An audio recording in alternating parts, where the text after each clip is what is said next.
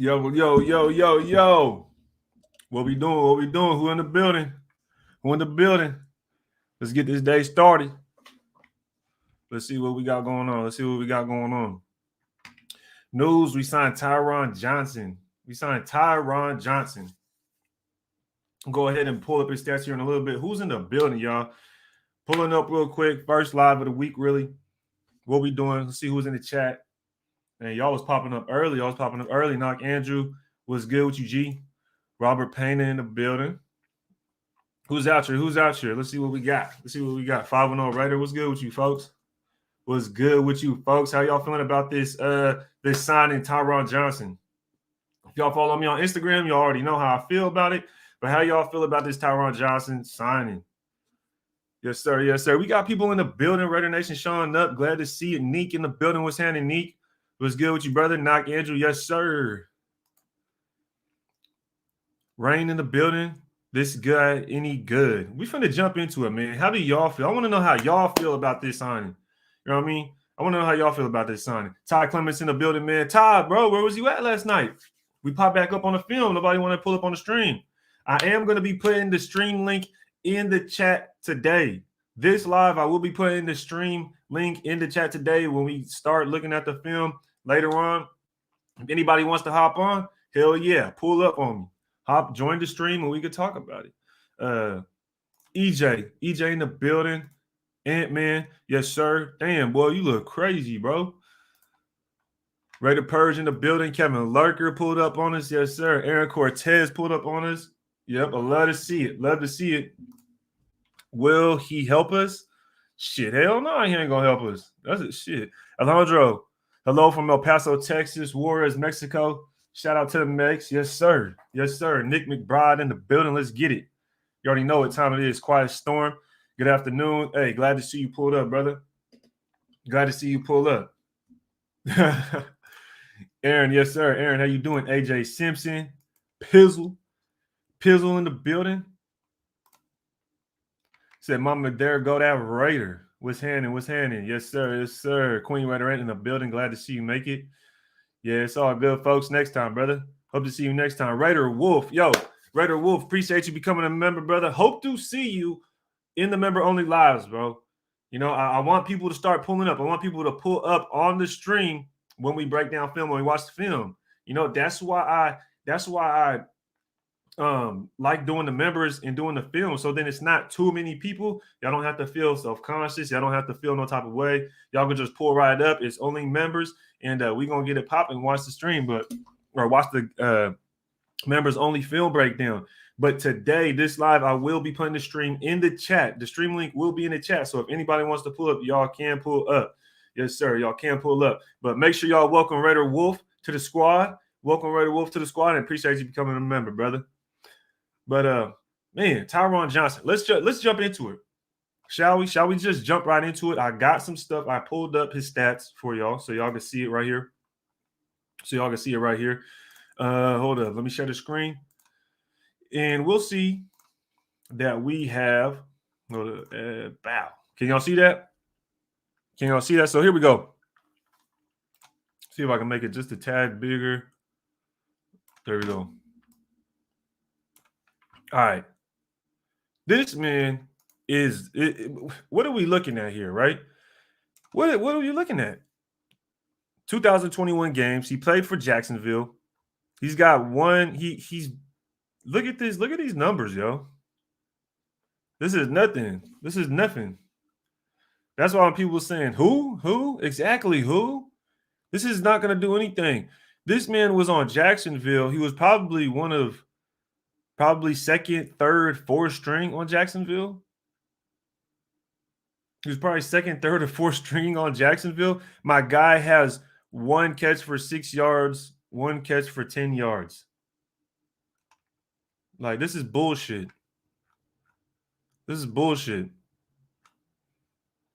All right, so garbage pickup. Nothing to even look here. Honestly, nothing to even look at. Nothing to look at besides Tassi becoming a member. Shout out to Tassi for becoming a member. You already know what time it is, brother. I hope to see you on the member streams, man. I'm telling y'all right now, y'all need to start pulling up on the stream so we can talk some shit. when we break down film. Most definitely. Most definitely. But yo, yeah. Exo Sound says his 2020 season was well, though. Yeah, we're about to get into that, brother. We'll get into that right now. Let's see what we have, though. We have, so he's 25 years old.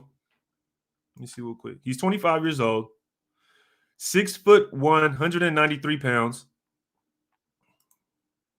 He went to Oklahoma State. He was drafted. That can't be right. I don't know what that is. There's no, I don't know what's going on with that. Let's go to game logs though. Like my brother, Exo Sound says, let's look at them 2020. Let's look at them 2020 stats. So here we are with the 2020 stats. He played in 12 games, it looked like. All right, here we go. Looks like he played in 12 games. He was with the Chargers, as we know. He got 1 catch for 53 yards. That's cool. 1 catch. 0 catches. 0. 1 for 50 yards. 1 for 54. 2 catches for 63. So this guy must be just like a one-trick pony, right? A deep threat. He probably has some speed on him. I wonder if we could look up his draft profile or something like that. I wonder if they have that in here anywhere. More player finder? No, I don't think so. I would really like to know what his 440 speed is. Okay, here we go. Bourbon County says he ran a 4.34. Yeah, so that's what I figured. When you look at these stats, so Exo Sounds, he had a decent season last year. He's a one-trick pony at the end of the day. Let's see if we could look up. What are we at? Let's see. Tyron Johnson.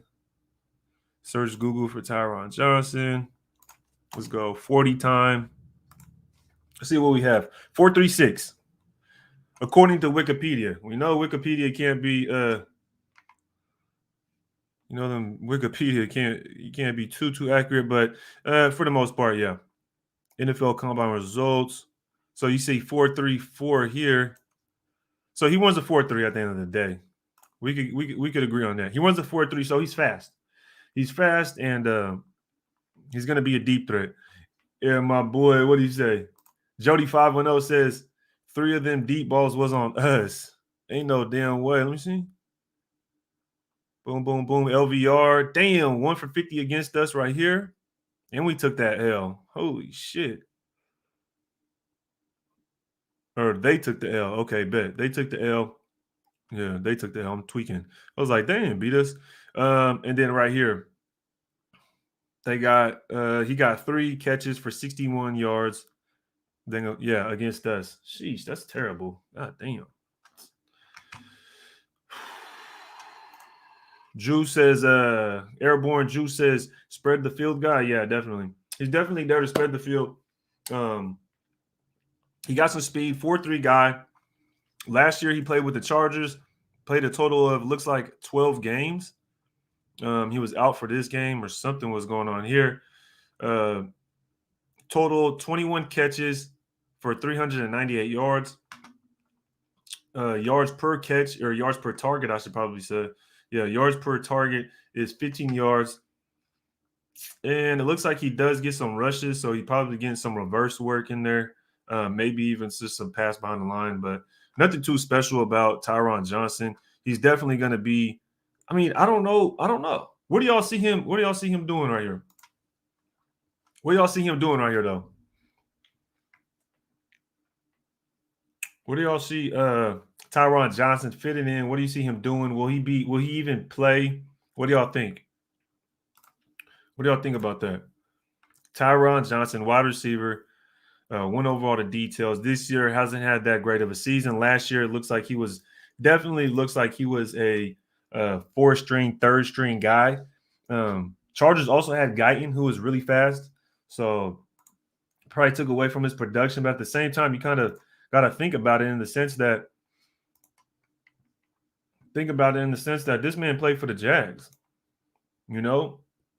Let me go ahead and read this. The Raiders have signed wide receiver Tyron Johnson to the practice squad.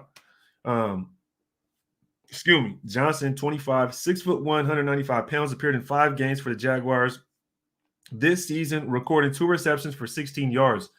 In 2020, he appeared in 12 games for the Chargers, recording 20 receptions for 398 yards and 3 touchdowns. He also recorded 3 rushes for 17 yards. He returned 6 kicks for 111 yards with a long of 29. Johnson was signed with the Texans as a UDFA at Oklahoma State following the 2020 NFL Draft. Johnson ran a 4.36 40-yard dash at the 2020 Combine. So we got a speedster. We got a speedster. I don't know if this is supposed to be some type of long-term idea, but I don't know. I don't know what this kind of move was. We're going to keep him on this practice squad, try to train him up, and then have him become like a number 4 receiver. I'm not even sure. Just more speed on the field, most definitely. Probably just more speed on the field because we are lacking in that category. Let me get to these comments, though. Let's see what we're talking about up in the comments. He caught a 50-yard pass on Abram last year. Abram getting mossed all over the place this season. But never mind, I like this. Okay, never mind, I like this pickup.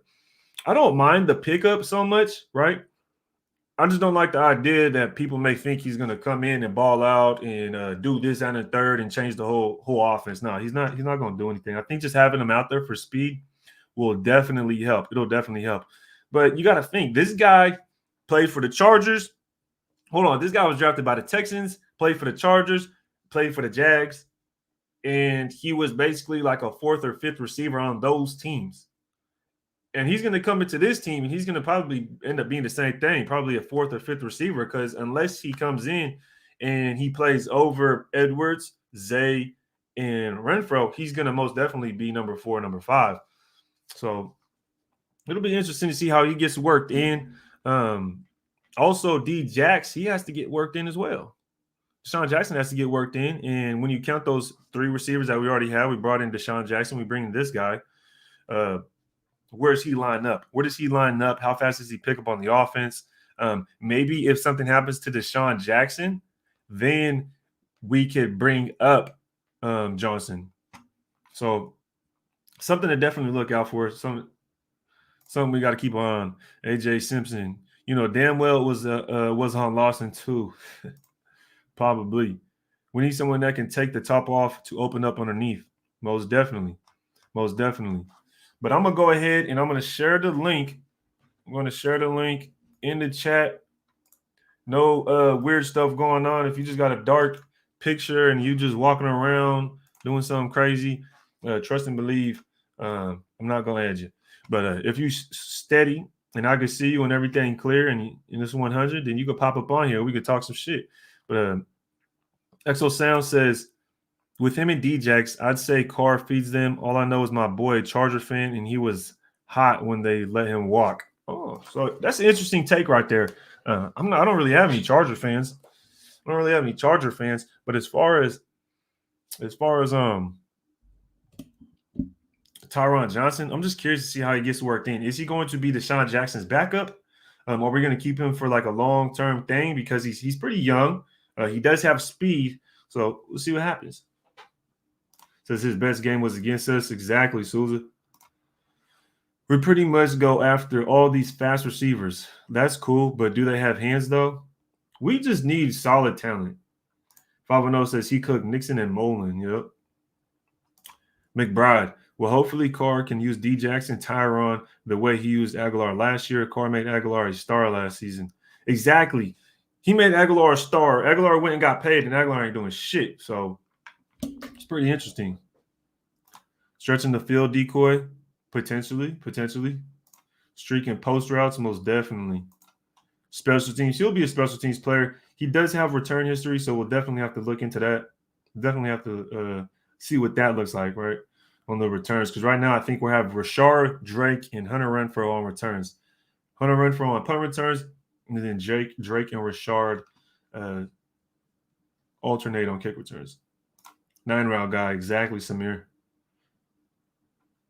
Deep threat, spread the field. Yeah, I think we got pretty much we all have the same idea. Carr making him $14 million. I think you're talking about Aguilar. Yeah, you got him making some money. Deep shots with Jax to keep teams honest and open up underneath routes, yeah, most definitely. But it's like, why don't we? At that point, it's like just play Djax. Would you guys say Deshaun Jackson is better than him? I would say that. I would say that without a doubt. So it's just like just play Deshaun Jackson. Put Deshaun Jackson on the damn field. You feel me? There's a lot of low-key midseason trials taking place on this team. Yeah. It's because we don't have talent. We don't have talent.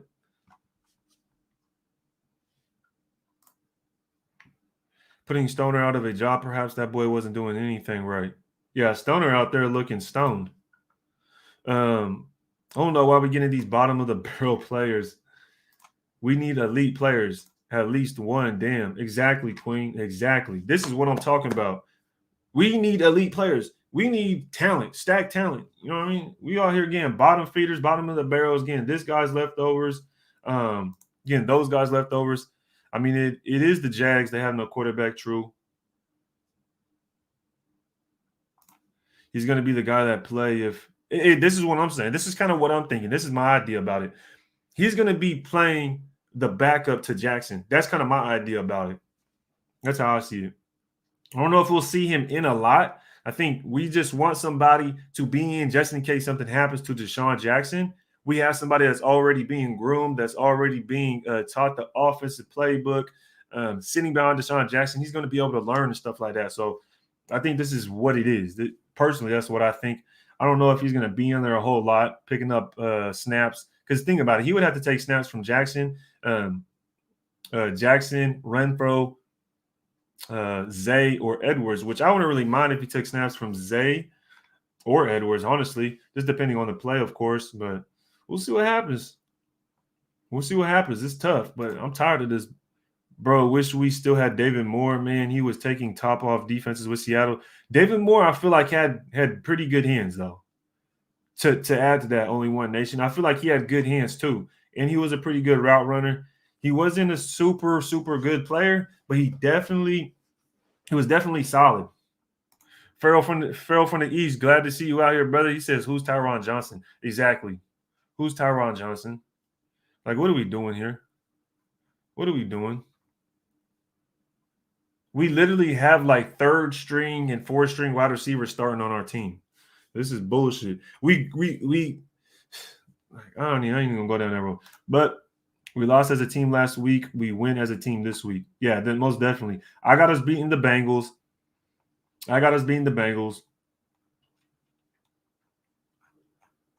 Definitely do. If D-Jax and Tyron on the outside, the inside routes would eat. We just need to tell D-Jax which end zone to run to. Yeah, most definitely. D-Jax, I don't know what that play was about, but we'll hop into it in a little bit when we hop into the film, because I will hop into the film in a little bit. I just want to get to the chat, talk a little bit about this signing, talk a little bit about a few things. Definitely want to get into the running back situation. What the hell is going on with the running back situation? What do you guys think about Josh Jacobs, his long term here, especially with Kenny and Drake making really the most money on the offense in a sense? You know what I mean? Obviously, Carr does, but you're over there getting paid in our running back room. We thought it would be good, but damn, 29th in rushing? How can we be 29th in rushing? What's good with her, Raider Aaron? It's mid-season, though. We ain't getting no talent until next season. It's all gas, no breaks from here. Yeah, most definitely, XO. The trade deadline passed. We should have gave stuff up to pick up players. We should have gave up picks to go get a good wide receiver. Now we're over here scrambling for some bullshit. Now we're over here scrambling for some bottom of the barrel. We should have had a deep threat backup. True, that's facts. Definitely facts. We should have had a deep threat backup. And it makes you wonder, where were we looking at when we seen this wide receiver core? You know, in the offseason before the season started, my biggest concerns were the wide receiver group and the offensive line. Those were my biggest concerns. Now, you look at the wide receiver core and it's diminished. It's just garbage. Without Ruggs, it's literally garbage. You know, we had Willie Snead, we had John Brown. We don't even have them anymore. Those guys walked. John Brown got let go, and then Willie Snead wanted to walk. So what do you expect at this point? We had at the beginning of the season, we had 3 receivers that are not here. Now we got to depend on 3 receivers. That's it. We only really have 3 receivers: Edwards, Jones, and Renfro. So I think that's pretty interesting right there. You definitely got to keep that in perspective. You know, some people were saying that John Brown and Willie Snead were supposed to replace Aguilar, and they were going to do better. And we seen what's happening. So, Akafredi B, what's up with you, bro? What's up with it? Aisha says, I think you're underestimating him. I think he can be wide receiver 3 or 4. I don't think so.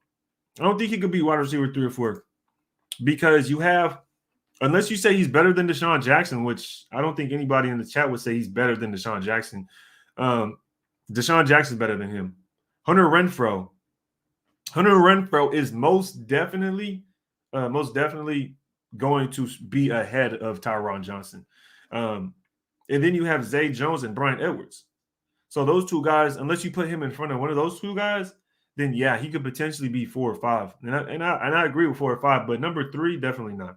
Definitely not number 3. He's not number 3. That means he would have to be in front of Edwards and Zay Jones. Don't matter who we sign if that O-line can't hold up. Well, shit, some people would say the O-line's playing fine. You know, there's people out there saying the offensive line are playing fine, and that Derek Carr needs to work with the offensive line, that Jacobs needs to work with the offensive line, the whole running back group. So I don't know, brother. I think the offensive line is playing like shit. Our offensive line is garbage. Our offensive line is straight garbage, just like that. If Peoples-Jones can burn Cincy deep, then D-Jax can get deep. Pause. Yeah, most definitely. Deshaun Jackson still has speeds. Deshaun Jackson has proven it. We just need our offensive line to give us some damn time to throw the football. We need our offensive line. We need our offensive line to step up so then we can run the football. Brother Ernst says coaching staff has to go, bro. Yeah, the coaching staff is kind of rough, but I don't think it's the coaching staff, man. I honestly don't. I think it starts with the offensive line, and the offensive line is playing like shit. Offensive line is garbage. We had at the beginning of the season, or not really the beginning of the season, but when you think about it, our offensive line completely changed. It went from Colton Miller, who is potentially a Pro Bowl left tackle. I'll give him that. So you have Colton Miller. You had Richie Incognito, Rodney Hudson, Gabe Jackson, and Trent Brown. You let go of Trent Brown for Alex Leatherwood. Alex Leatherwood's not even playing right tackle anymore.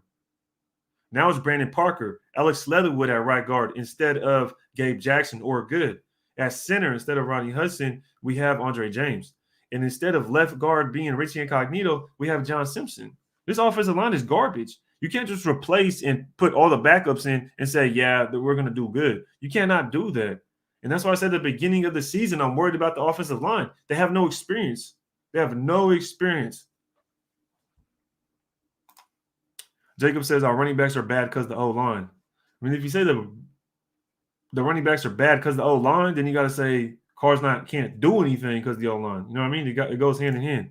29th in rushing, but let's blame our offensive struggles on Carr. Sounds reasonable, huh? I mean, that's pretty reasonable if you ask some people.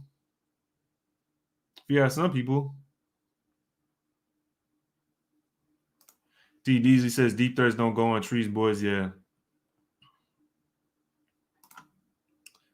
Has Ruggs put out a statement or said anything yet besides miss his alcohol test? Oh, brother, I don't know. I'm not even dealing. Ruggs is not part of the team. I do not deal with him. I don't deal with that stuff. If it's not football related, if you're not part of the team, I'm not even. Nope. I got friends that are going to court and shit. I ain't got time to worry about some high mighty millionaire football player that can't fucking keep his shit together. So why do we need a star player? These players need to step up and do what they're supposed to do as. Well, let me tell you straight up like this, Snoops. Appreciate you being on the show, but bro, you have to have star players. This is. I don't understand when I hear people talk like this, right? So why do we need star player? These players need to step up. No, we do need star players. Every fucking team in the league needs star players, Snoops. Tell me one team right now that's good without a star player. I'll wait. Tell me one team that's good without a star player. Bro, we have Zay Jones starting on our fucking football team. The Bills traded him away. The Bills traded away Zay Jones, and then they go trade a first-round pick for Stephon Diggs. And we got Zay Jones starting on our team. The Bills are smart enough to let go of Zay Jones and go get Stephon Diggs. We're not smart enough to do shit. That's what I'm saying. What do you mean star players? We need players, bro. Farrell from the East says, Josh Jacobs is asked respectfully. Respectfully, you got to throw that in. He's more of a running back by committee type back. He's not even playing well for that role now. Another first-round bust, most definitely. First-round bust. Jacobs ain't doing shit, man. You throw him a pass, Carr threw him a pass, and it was a check down, but he can't even get a fucking yard. He gets tackled right there. All you have to do is stretch the ball out, get the first down. Now it's 4th and inches. Now Alex Leatherwood gets a false start. Now instead of it being 4th and inches and us going for it, we get a false start. It's 4th and 5 when we punt the ball. Those are drive killers. That is one drive. You only get so many drives. We had 10 total drives. That drive was nullified because of some shitty play, and now we only have 9 drives left in that game. We can continue to go down the drives and see what killed it, but damn, the offensive line is straight garbage, bro. And Jacobs isn't helping at all. It's sad when Drake is getting more rush yards than Josh Jacobs. So I blame the offensive line for sure. But at the same time, Josh Jacobs, if he was actually that good, he would perform better than Drake. Like, come on now. Appreciate the super chats, brother. Jones, wide receiver, is good guy, but he should be on the team. Jones, wide receiver, is good guy, but yeah. Well, personally, I like Zay Jones. I did my first film breakdown. One of my first film breakdowns was on Zay Jones. I like Zay Jones, and that's because he plays a certain role in this offense. Zay Jones isn't meant to be the first string, second, or even the third string wide receiver. He's supposed to be like a 4th, 5th string wide receiver that could come in, that could relieve a player, and that knows every single assignment. He could come in, he could block. He knows every assignment. He'll make the catch when need be, when it's a big play, and he gets thrown the ball, he could go in there and make that catch. But asking him to do it down in and down out is too much. He's not that kind of guy. And this is what Raider fans expect from their team, right? They expect from their team for this guy to step up and play that role, but you just can't. You can't expect somebody to just step up and fill Ruggs' role. Nobody has that kind of speed. So, but to Farrell's point, he's a good guy and should be on the team. He should be on the team. I like Zay Jones. We need to keep him, but we need star power. We need true number 1 wide receivers. White Tyson, am I getting behind on the chat? White Tyson said, we're supposed to have Good and Richie. Good was a solid lineman. He could have been a right tackle. Yeah, Good is a solid. And this is what I'm saying. This is what people have to understand. We're supposed to have Good and Richie. Not only that, we're supposed to have Alex Leatherwood at right tackle. And we're supposed to have Rodney Hudson. You guys got to realize Rodney Hudson was not supposed to leave. He was supposed to be starting for us. Andre James is not supposed to be starting for us. He wasn't supposed to be starting for us, but he is. Alex Leatherwood at right guard, he is. Brandon Parker at right tackle. John Simpson at left tackle. That's why our offensive line is trash. We drafted all of these guys, and they're not performing well. They're just not performing well. Every single one of these offensive linemen we drafted. Y'all have to realize that. We drafted, and I got on Tom Cable before, and I got pushback for this. People say Tom Cable is a genius. People say Tom Cable's a genius. He's an offensive line guru, which really I'm not going to really knock Tom Cable, but I will give him pushback when I hear that because this offensive line was built by Tom Cable. Colin Miller, Brandon Parker, John Simpson, Andre James, Alex Leatherwood. These are all guys that have been with the Raiders their whole entire career and have been with Tom Cable. So at this point, who is it on? Who picked these guys? Who's coaching these guys? The players we have on this team need to step up. Why make it to the NFL and don't accomplish anything?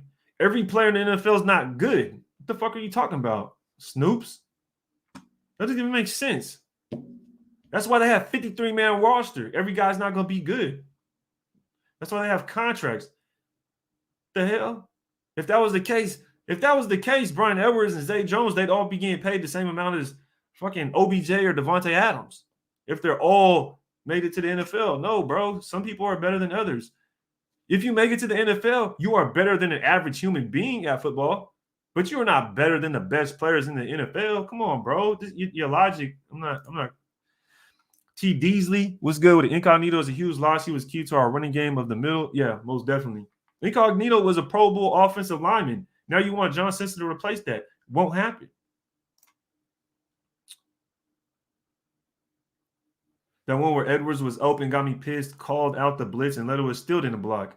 Brother, we're gonna go over I'm sharing the link. If anybody wants to join, make sure y'all pull up. I'm sharing the link in the chat right now. I'm putting the link in the chat right now. If anybody wants to pull up, talk some shit, link it with your boy Ray.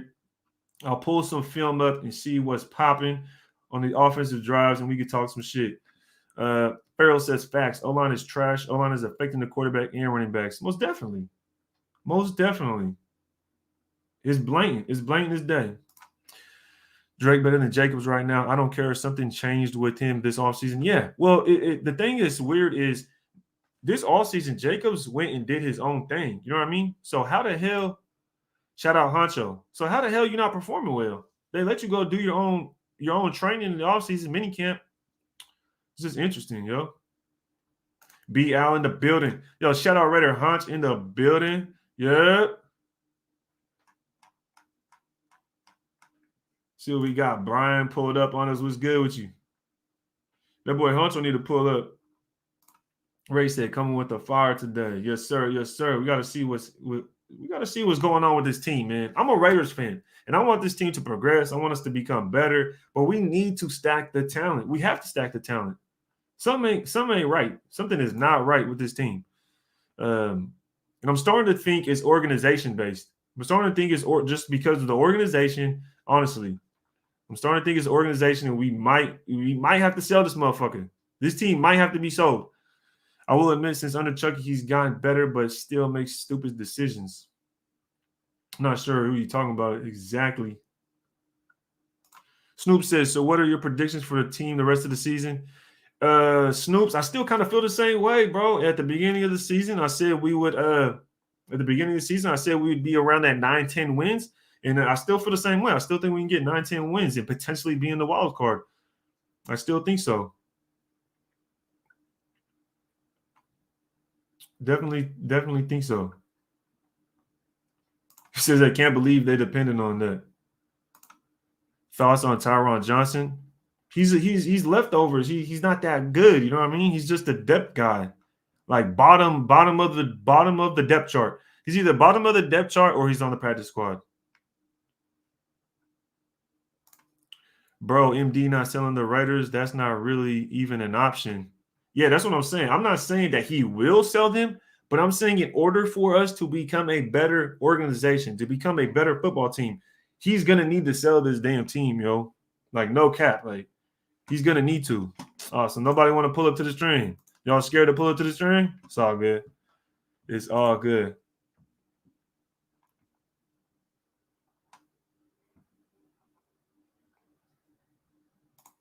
Too many excuses. Players need to be accountable for the action in the game performance, etc., including DC. Most definitely. Everybody needs to be held accountable. So let's go ahead. Let me see if I can get somebody to pull up so nobody wants to pull up. Let me see if I could hear somebody on. Here's somebody say pull up so we can hop into some film and see the some offensive drives. So we can look at some offensive drives. See if anybody's gonna pull up. Let me see if I could get let's see, that boy Honcho is in here. Let's see if Honcho available. See what happens. Let's see what happens. Because we're about to go over these drives real quick. We're about to go over these drives, and we're going to see what's going on with the offense. What is going on with the offense? What is looking at? 510 says, I'm at school. Per says, I ain't scared. Chris says, get Docs in here. Raider J says, Honcho. Vinny says, CNG. Bro, I would get CNG. But I was texting Sanjeet all morning. and he got some stuff going on. He got some his own stuff going on. I was talking to Sanjeet this morning though. Honcho might be busy. He might be busy as well. So Samoan, I can hit up Samoan. Let me see what Samoan say. If he hits me, if he's even gonna be able to hit me back soon enough. You know what I'm gonna do? I'm gonna send Raider Cody the link. And I'm gonna see what he does. Let's see what happens.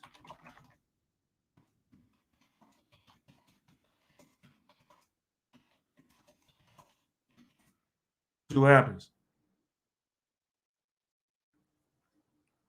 I'll send the link to Graph right now. I'll send the link to Samoan.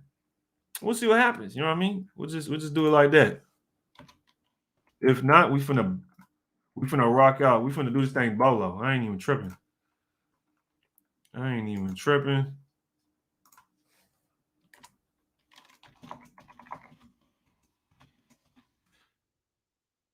Boom.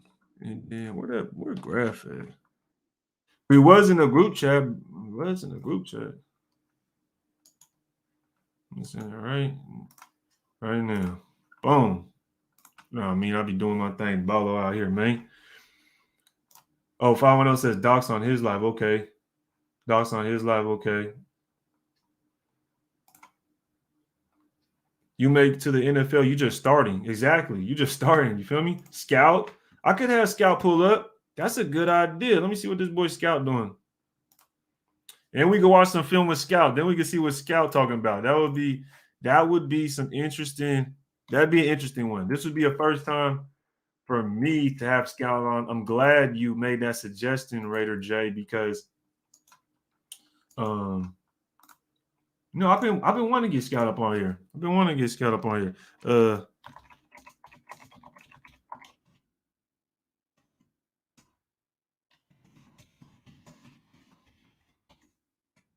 See what Scout says. Oh, Raider Cody hit me back. He says,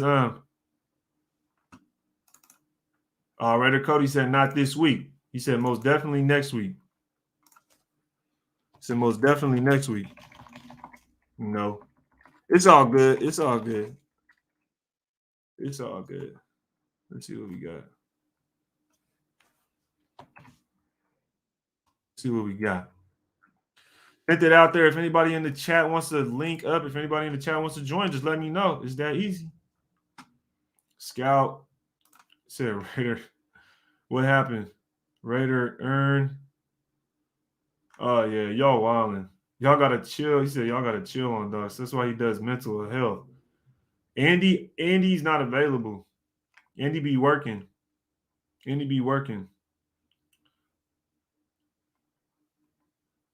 Yeah, Andy be working. Says Scout loved the pickup. I did see Scout saying he likes the pickup.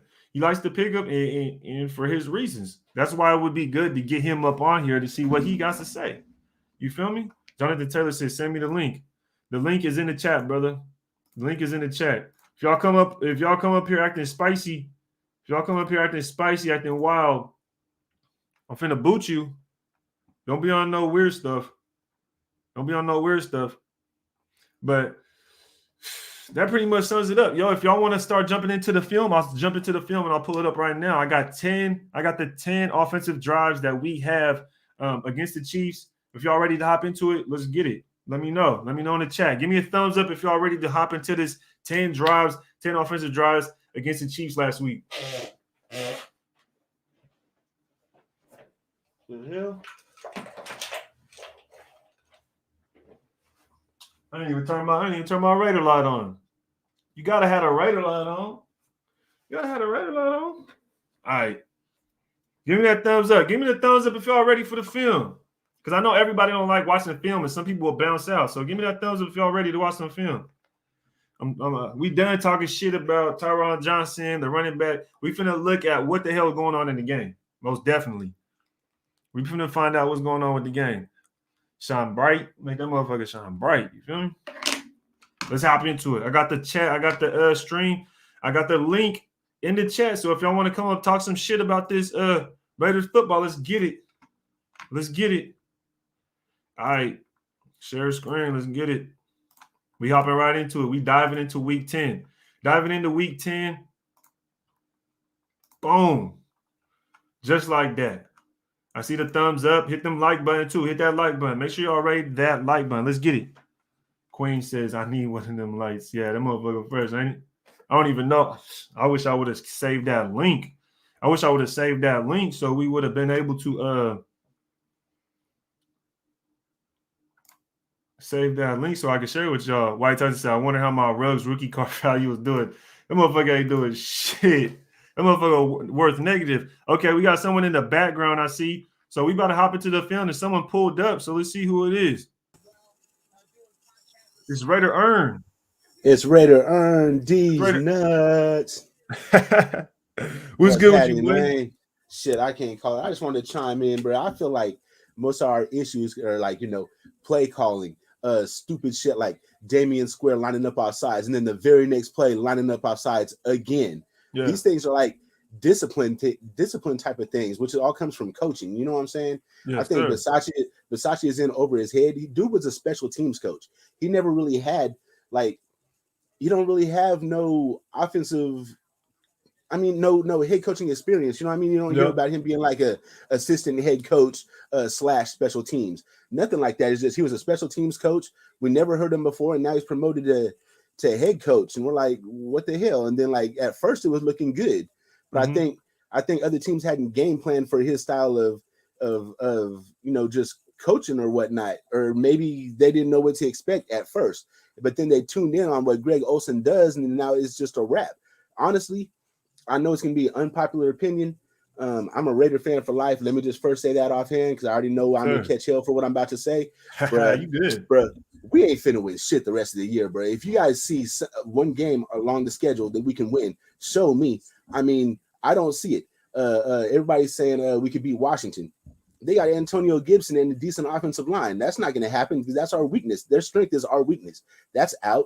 Cleveland, their strength is our weakness. That's out. I mean, I just don't see it. Y'all, what's up, John? Hey, what's up, you guys? Does it sound good? Am I echoing? No, good. Y'all good. Okay. Y'all good. But I hear what you're saying. Ern. Most definitely, everything you said was a fact. Versace has no head coaching experience. He's been an assistant. And he's a special team coach and just made the head coach, which was kind of an interesting decision when we have 3 people on our team that have head coaching experience. That was kind of strange.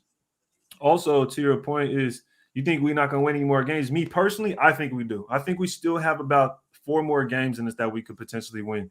And I'm not saying that because, I'm a homer or anything. That's just what I said before the season. And I still feel that same way right now. I think we still have a lot of potential, and I think you can see it on the film. It's just little shit that we're fucking up on. Like, we're 4th and inches. So we're 4th and inches on our first drive in Kansas City territory. We bring in Mariota to run a fucking play, and we get a false start by Leatherwood. Now we punt. That is 1 drive out of 10 drives. That's 10% of your grade. That is 10% of your grade gone. So right there, you just fucked up a whole drive when you could have just made it about 20 more yards, kicked the field goal, at least got 3 points, at least.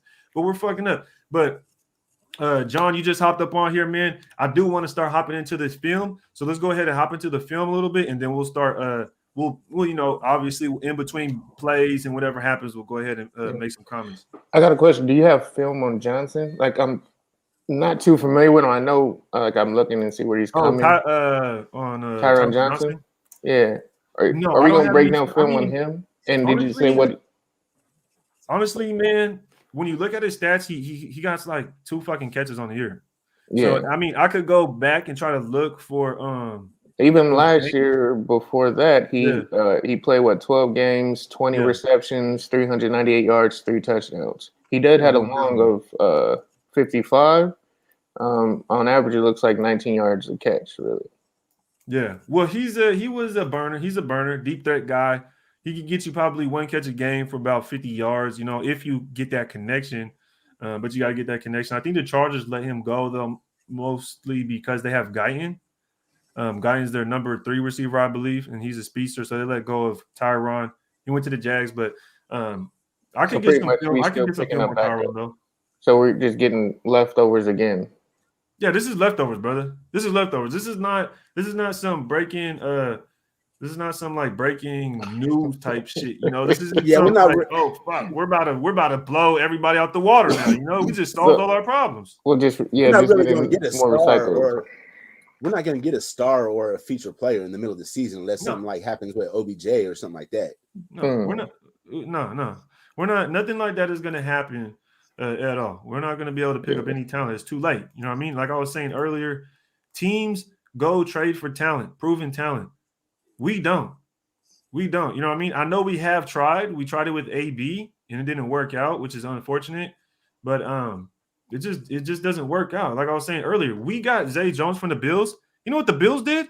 The Bills sent Zay Jones to us and they turned around and got fucking Diggs. Yeah, free up that money. You know how much of a difference that is? So they get Josh Allen and they get Diggs for Josh Allen and let go of Zay Jones. That's who's starting for our fucking team now. That's how bad our talent level is. We let go of Amari Cooper, our first-round draft pick, to the Cowboys, and then the Cowboys only add more. They add CeeDee Lamb with Cooper. Plus, they have Michael Gallup and Cedric Wilson. Yeah, on top of having Zeke and fucking Tony Pollard. But you know what a monster offensive line. But those are good management moves. Like, I mean, bro, you just making my point, bro. You're making my fucking point, my brother. You're making my point because this is the shit I'm talking about. We are making shitty fucking moves. These are shitty moves. How can you sit up here and be like, all right, we're gonna go get the Bills leftovers, right? And Zay Jones, and they're gonna go get Stephon Diggs, one of the best receivers in the league. Then we're gonna trade one of our best receivers in the past like 10 fucking years to the Cowboys, and they only add another first-round wide receiver, which we should have gotten Lamb, which we didn't get Lamb, but they go get Lamb with Cooper. We should have had Cooper and Ruggs. Yeah. That's how you stack talent. You know who we have now? Nobody. No, we got Brandon Edwards. We don't have Antonio Brown. Like, bro, I see you in the background, brother. Appreciate you pulling up. All good, man. I'm just hearing y'all talk, man. The Raiders is just, man, I feel like the season is pretty much over after watching that game, man. Like, just looking at the talent, it's a wrap, buddy. Yeah, it's over. I mean, you could just tell, like the game, they just got out coached, they got outplayed. That Ruggs situation, people don't know how big of a situation that was. Yeah. Even I think I seen today, Tim Brown said something on his Twitter, how he said that back in the 89 season, before the season started, he said something like how they lost a player and it literally affected them for half the season. Yeah. And we lost a player in the middle of the season, let alone a coach. So, we lost two players. We lost Arnett too. I understand people don't want to acknowledge that, but we lost two. Yeah. He was still cool. He was still friends with a bunch of people. He still had relationships with a bunch of people, and they just dropped him like that. But it goes back to your point to what you just said before. You said those are management moves or organization moves or something like that. Yeah. And you it's like management. At the end of the day, it's management making decisions, and I mean, are we making decisions what's best for the team, or are we just making decisions what's good for us? Because I mean, at the time, a lot of the moves they made, they looked like decent moves at the time. But I mean, if you look at it, they kind of don't fit. So I want to kill John Gruden, but hey, man, everybody loved that AB move. It just didn't work out. Yeah. So I can't really fault him for that. They was trying on that one at least. I mean, I feel like Mike Mayock should be fired for not even attempting to get OBJ. I feel like he should be fired. He didn't want to come here. Mess with the chemistry of the team, bro. And plus, he wouldn't have wanted to be here anyway. But he's going to be gone after the season if they don't win. He should be putting all his eggs in one basket. It doesn't matter. Like at this point. Yeah, he's trying to win. He's trying to win. That's why he's the Rams. It's not like he's going to go past this season. Like if they don't win, he's out. It's automatic. Like they're going to look for a new GM. They're going to look for a new head coach. It's done. So I don't understand why he didn't even try to be aggressive and go at least try. I'm not saying that we would have got OBJ, but well, he had an $8 million salary for a player that's been hurt for a lot of the past few years and is perceived to be a cancer. I don't necessarily believe he's a cancer, but he's perceived to be a cancer. I mean, even to those points, right? You got to think about it like this. This isn't the first time talent has been available. This isn't the first time. This isn't the first year that talent has been available and we did not get the player. I mean, We know why, just though, don't. right? We know why. Because the Raiders are cancer. Why am I going to go there? Like, what is the Raiders' MO? I mean, Derek Carr is going to make me look great, but Matthew Stafford can make me look great. Cooper Kupp is going to take off a lot of coverages on top of me. That's going to make me look great, and I'm in like a contract year. So and I possibly could win a Super Bowl. Hey, let's I'm talk not even about Derek Carr. looking at the Raiders at that point. Let's talk about Derek exactly, Carr. Jonathan. Let's talk about Derek Carr. I feel like Derek Carr, he's a good QB. We should be able to go to playoffs with Derek Carr. Is he top 5? You know, you probably can make an argument that he's not. Is he top 10? You can make an argument he might be top 10. Whatever the case may be, we can all agree that he is decent enough to go to the playoffs at least. But the problem with the Raiders, and this has been the problem for years, is that they just have not been able to build a team, a defense. This is the first time we had a defense, and our defense is okay. We have a pass rush, but look, we got players getting mossed. A safety, Jonathan Abram got mossed by a running back. A running back. Are you crazy? First round. Wearing his jersey. He has the audacity to wear the number 24 jersey. Come on, that's disrespectful. Like, he should take off that jersey. I spent good money on this damn jersey too, bro. Yeah, I was highly upset definitely. to see him not pan out. He just needs the right tutelage. He needs to get a mentor, and I mean those are fixable things that he takes bad angles and he just doesn't get his head around enough. Like, honestly, he was in position to break up that last one. The receiver made a great play, but Jonathan Abram needs to step it the fuck up. This is your no. There's no excuses. There's no excuses. Because let me tell you, first round draft pick. It's year 3. You missed your whole first fucking season, so you had all the time to learn every fucking playbook in the NFL, and you're still out here getting mossed. We don't have time to wait. And this is what I'm saying. Like, so think about it like this: we drafted this guy. He's in year 3. So if we go out and continue to use these first round draft picks to wait 3-4 years for these guys to develop, we're never going to get anywhere.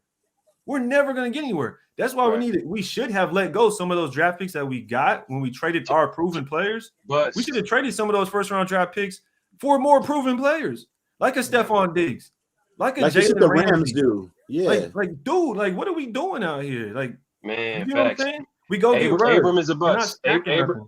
Abram is a bust. He's a safety in a pass. He's not a bust. He's a box safety. Yeah. He's a box safety. He's a box safety in a passing league. Are you serious? Who can he cover? Well, I think he can't play man to man. I think we need to convert Abram to outside linebacker. Make him a real ass, because he's a thumper. You know what I'm saying? But then you're going to make him an undersized linebacker who has to guard tight ends like Travis Kelce and make him meet at Carl's Jr. every day and beef up, bro. We should put Diablo in the game. Fuck it. He played better. He's better. What would be the difference? If he's already giving up touchdowns, then what would be the difference in another guy giving up touchdowns? It's almost like we took out Amik Robertson and put in Brandon Face on to get burnt this week. But that's what happens when that's what happens when you have that next man up mentality. And this brings me back to, I don't even want to talk about Carr, but brings me back to Carr, and it's like, what the fuck else is going to change? You can't. There is no next man up with Carr. You need more talent. But I'm glad y'all pulled up. I do want to start looking at this offensive film, these drives. Oh, please, I'm waiting for this. Go ahead and start looking at it, y'all. I'm waiting for this. Let's go ahead and look at it, y'all. Let's go ahead. This is the first play right out the gate. First drive. Let's see what we got going on. Run play, little inside zone. Couple of yards. And this is what we see all fucking day, though. This is what we see from our rushing attack all day. All day. Oh, my God. Did you see number 50 just shoot that gap? Just shoot. He just shot right in. And you'll see he's coming up from the right side of your screen. But that's what happens when you know what's coming. Right here. You see him coming from the right side of your screen. I don't know, honestly, whether Parker is supposed to pick him up or if Morrow is supposed to go pick him up, let Darren Waller pick up the defensive end. We got 4 blockers on that side. That's unacceptable. I'm saying honestly, Monroe is supposed to pick him up because Waller takes the outside guy.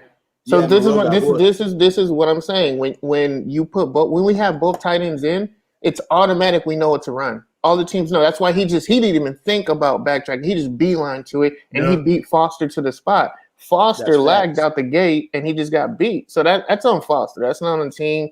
I mean, you had a chance for a 5-yard run there. Was that on first down? Was that on I first think down? that was a first down. That was first down play. Yeah, where he got 3 yards. Again, What are we seeing here? predictable. We know we always running the ball on first down. Outside. Everybody knows that. A little screen set up out of the backfield for Jacobs. Not That bad. play wasn't bad. Yeah. Not bad. Getting the defense spread out wide. This looks like a run. Okay. Yeah, same play. Not bad. What the fuck was I run that play Morrow on bad. doing though? Trying not to get a penalty. He's over here pushing his own guy in the back. Go find somebody else to block. Bruh, right? Well, he made a little chip. Yeah. I mean, We need to play at a high level. he so could have did a lot more on that though. Okay. He should. I think it's about 3rd-and-1 right here. Yeah, it's the I first like down this. run right here. I like this. I like this first down. Nice We'll little take it. fullback fake. Mm-hmm. Flick it out to the running back. Yeah. It's better than them John Gruden 3rd down calls. When I saw about a KC, Andy Reid's playbook. Andy Reid runs that. I like the way Josh Jacobs Damn. finishes his run. See that? How he like tries to push through the other dude. I love the way What's he the block finishes by his run. Waller? I say right here he stretched that out too much. I think he should have just cut it up. He did. He cut.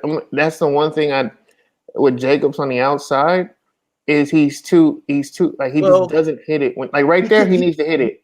He just needs to hit that lane. Though. That lane is there because Waller's going to keep pushing that guy out with the momentum. He needs to cut it up. He'll beat that lineman there. He just has to run through the arm. He has to run through the arm tackle, but he stretched it out and ran into the tackle. Check out Cole Miller. I feel like if Cole Miller is able to seal this, then it would be a lot better run. And he has his hat to the left of him already. You should be able to seal this. What the fuck are you doing? No, but he jumped back inside. Yeah. He jumped inside. Maybe that was. Wait, go back. I want to see what the offensive line did because the offensive line. Yeah, I think that's actually what the line was doing.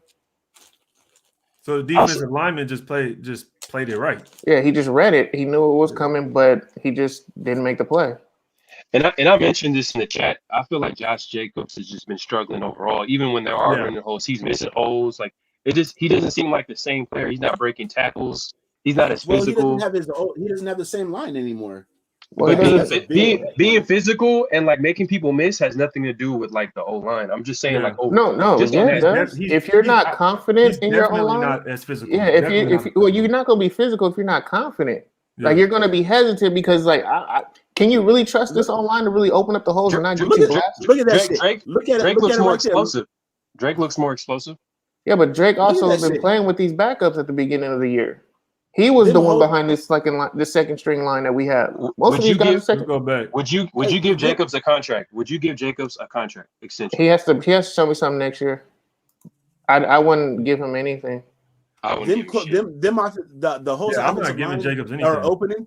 Them holes are closing like the Red Sea on the Egyptians, bro.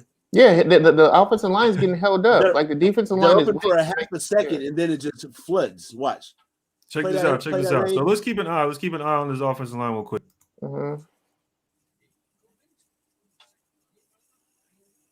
Look, there's a hole right there, and it closes like the Red Sea on the Egyptians. Okay, rewind it and watch the D tackle. He makes the play here because he's gonna beat James. He beats James to the spot, and he's just reading because he's holding him off with one hand, and he's just moving down the line. You see him?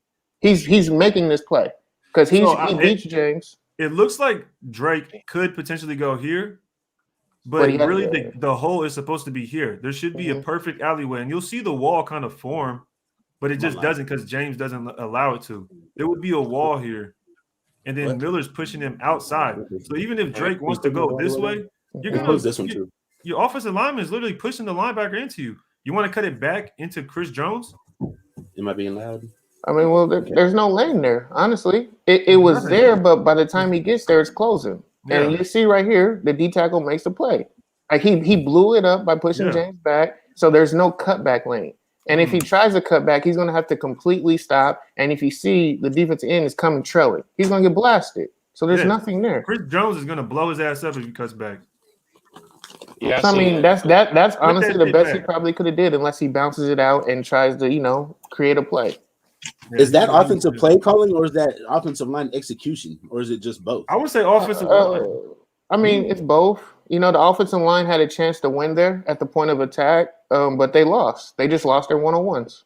You just gotta block better. Yeah, you know, you just gotta block better. We've already seen. I feel like we've already seen so far that a few runs, and we're already said like the offensive line missed this, the offensive line missed that. Morrow missed his assignment on one. So this is still the first drive, right? Yeah, this is the first drive. Okay, you know what I've noticed with the Raiders as far as like running the ball? I felt like they run the ball better when it's in passing formations. When we've tried to run the ball this year in like obvious like run formations, I feel like they stop us easily.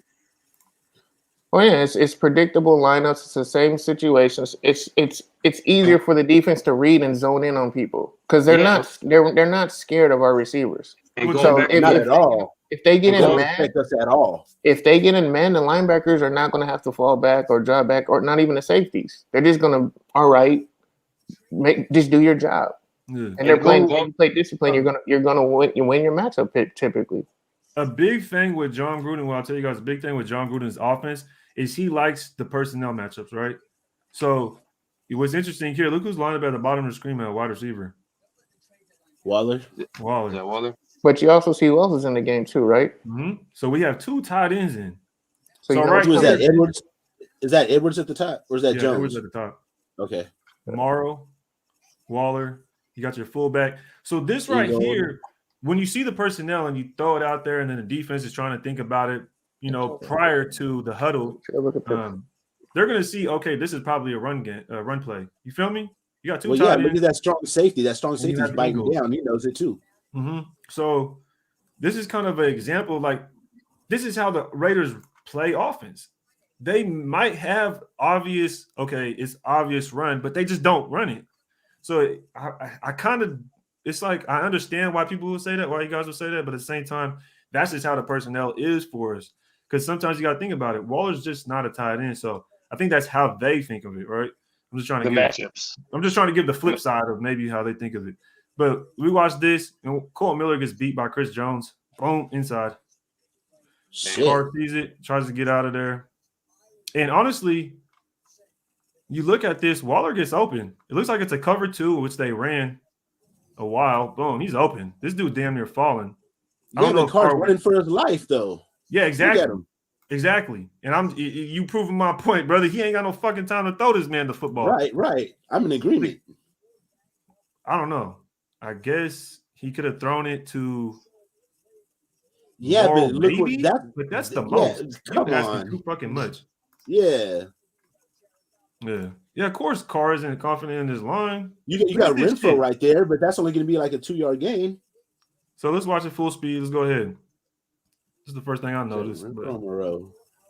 Boom, beat. So right at this point, Carr needs to figure out who he's going to throw it to because this guy's beat.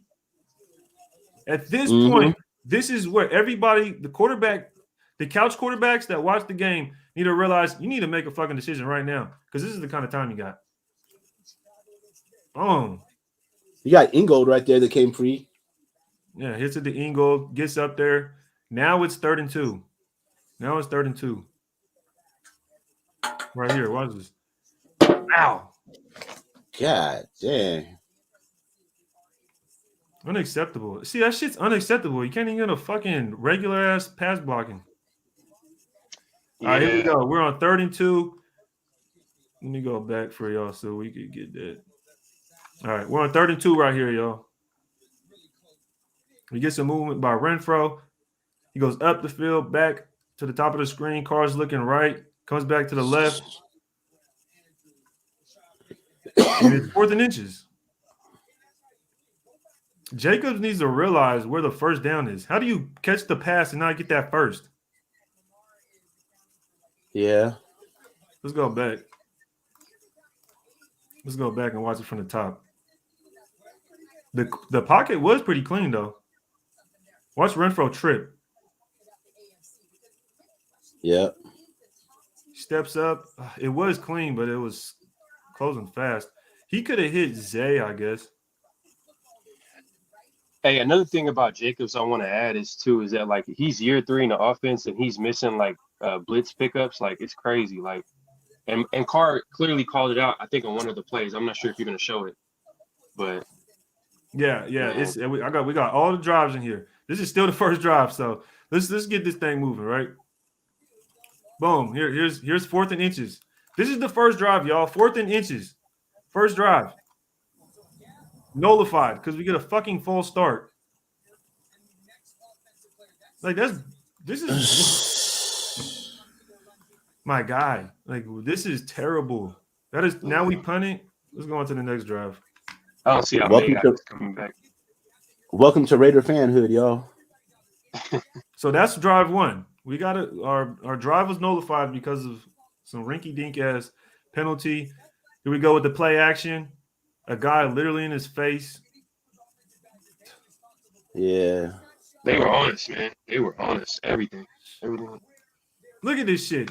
Okay, now Raider Nation, the chat, everybody, who the fuck you throwing it to? Because at this moment, I'm thinking it's going to Waller. Who you're throwing that fucking football to? I'm thinking Waller's going to come free right there. There you go. But then that's play calling, bro. You're not putting your players in position to succeed. Look at this. Oh shit! Look at this. Look at this. Did y'all see that? Who was that? Run that back one more time. I think I seen somebody pop open. Look at this. Who was it? They're literally saying he's blitzing. Oh shit. He's blitzing. Hello. Bruh. Edwards was kind of open on that shit though. Who was supposed to pick him up? You gotta think at that point though. There's literally a guy. There's literally a guy. Oh yeah. Okay. I was looking at the routes. My fault. Yeah. Like there's probably no way you're able to even. That's facts. Damn. At this point, it's like, yo. Yeah. He would have had to look to his right, then go through his progressions and come back to his left. Shit. Yeah. And this is my thing with Waller, though. He needs to start breaking some fucking tackles. He needs yak yards. I'm tired of this shit. I'm tired of him catching the ball and getting tackled on the first goddamn person that touches him. Waller's on a fucking milk carton this year, bro. Have you seen me? Was it a milk carton? Old school. Boom! You get 2 down block, double team. Shit. Alex Leatherwood. What's Josh supposed to do right there? Boom, boom. He was trying to get to the second level, but it was that left side. Who was that? It was a double team 91. Simpson did his thing. It was like, were they supposed to double team and then move up to the second level? Watch Simpson. Simpson missed it. No, it was supposed to be help right here. That's good.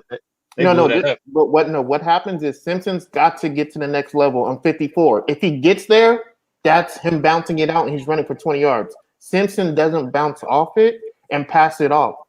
This is where the communication comes in. He's supposed to be passing it off like, I'm holding him up. I got to go to the second level.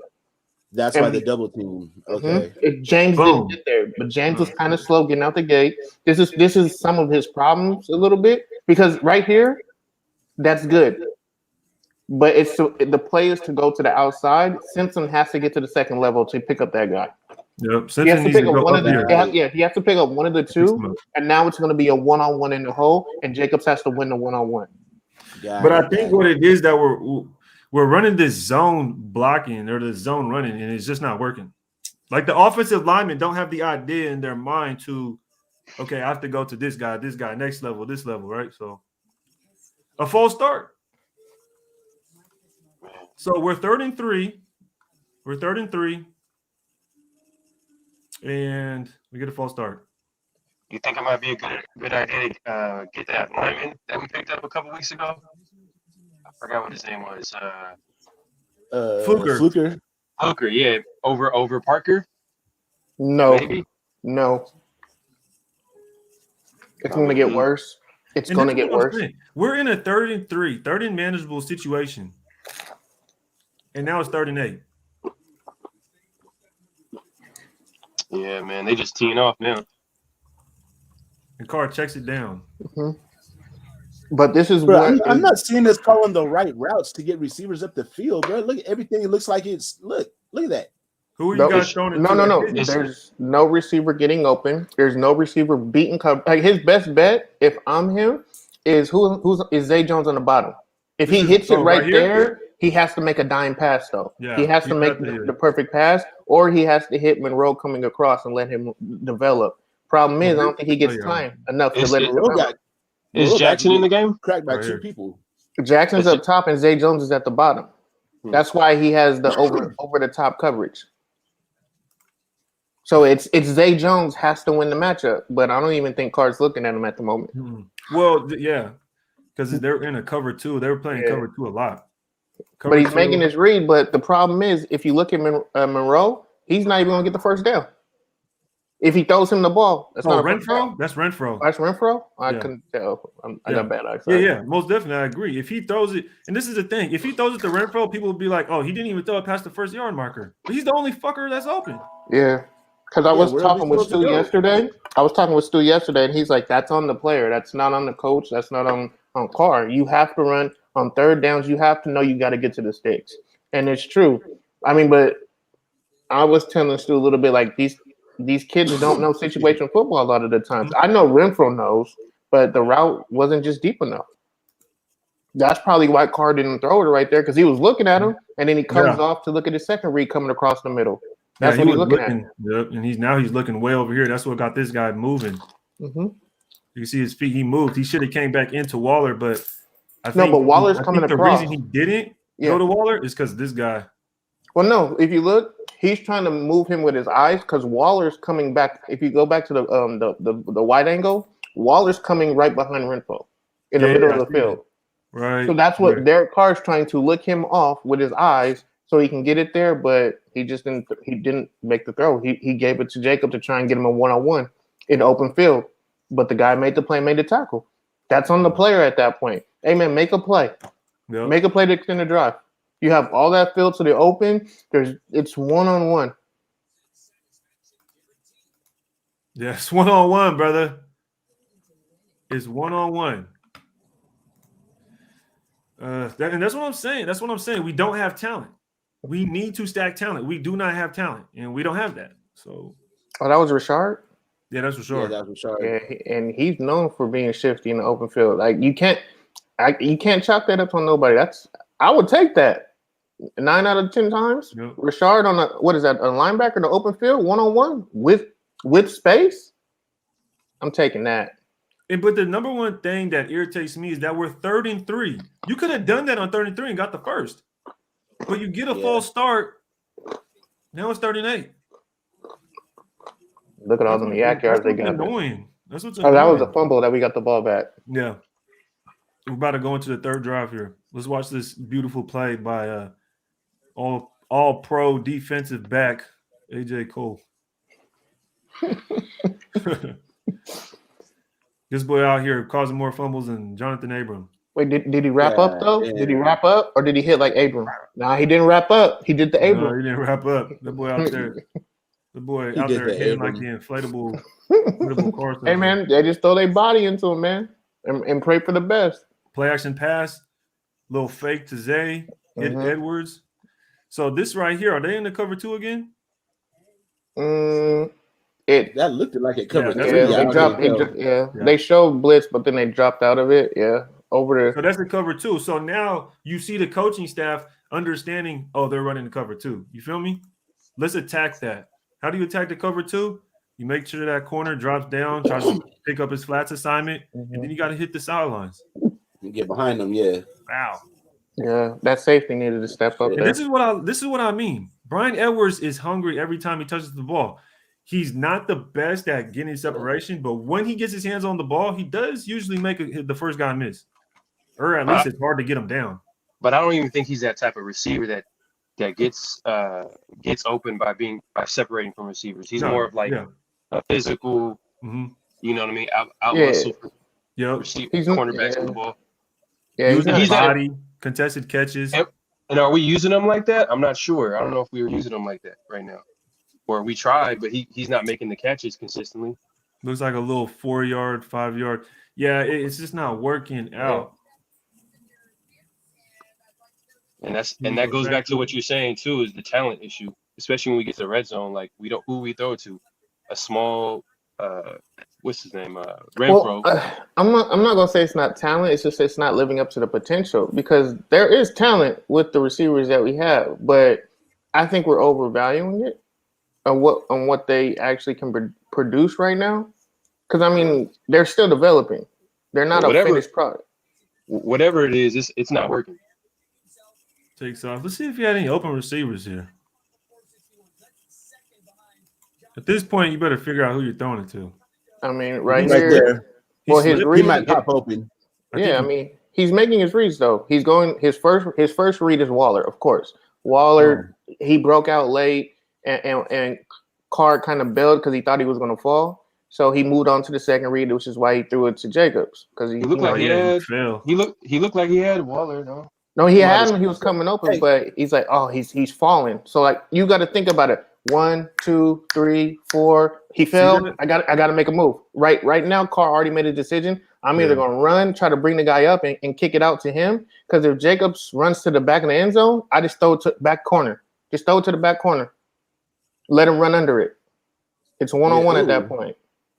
I got a question for y'all. So this is the play that I've heard Carr criticize a lot for. Everybody's saying, "Oh, he should have ducked his shoulder and kept on going." I feel like sliding for him, especially him, and like history and things like that, sliding for him is probably the best option right there. Because if he goes down, like there is no, we still got hope for the season. If he goes down, it's over. Who told you that? I've been hearing him criticize that he should have ducked his shoulder and tried to get to the sticks. On that play. I mean, what is it going to get you? An extra yard? That's not going to get you a first down. It's not the fourth quarter. It's not going in for a touchdown. So what's the point of you doing that? No quarterback is going in that situation. Yeah. I mean, I could see if it's a situation 4th and 1. Hey, you got to go get that yard to win a game. That play doesn't win a game. What down is this? This right here, I believe. I do want Carr to run more, though. I want Carr to run more, but on that play, though, that's smart. I don't want him to run more because if he goes down, we're done. Let's check this out. We got man coverage. What down is this? What kind of talent we have? What does it say on the state? It's 3rd down right here. This is 3rd down and that was 3rd and 8 or something like that. Yeah, that was a penalty, right? Yeah, it's flag. Yep, pass interference. Yeah, this is what I want to see. I want to see more of this. I want to see more of this. No, I don't like this play right here. I don't like this play because I don't like how Zay's just standing there. Well, no, because it wasn't to go to him, so he wasn't even involved, and you could tell he's not involved. Because look, I'm just taking the guy out to play. So if he doesn't win up top, Carr has to throw it there. That's a 1-read option. Hey, if the ball's going to you, go win your matchup. But if he couldn't Zay come across on a slant right there? Couldn't he improvise and come across on a slant? Or even the play call come across on a slant? So with this players right here, you'll get, let me see. So Renfro is running a specific route, is whether it's a zone or a man coverage, whatever. He's supposed to wheel out right here up the sidelines. He just does a curl. So the way he's going to come back, do a curl. He goes above that corner and goes up. He's just running the streak route up here. But it's just a lazy route. Like it's not. It looks like he's just there.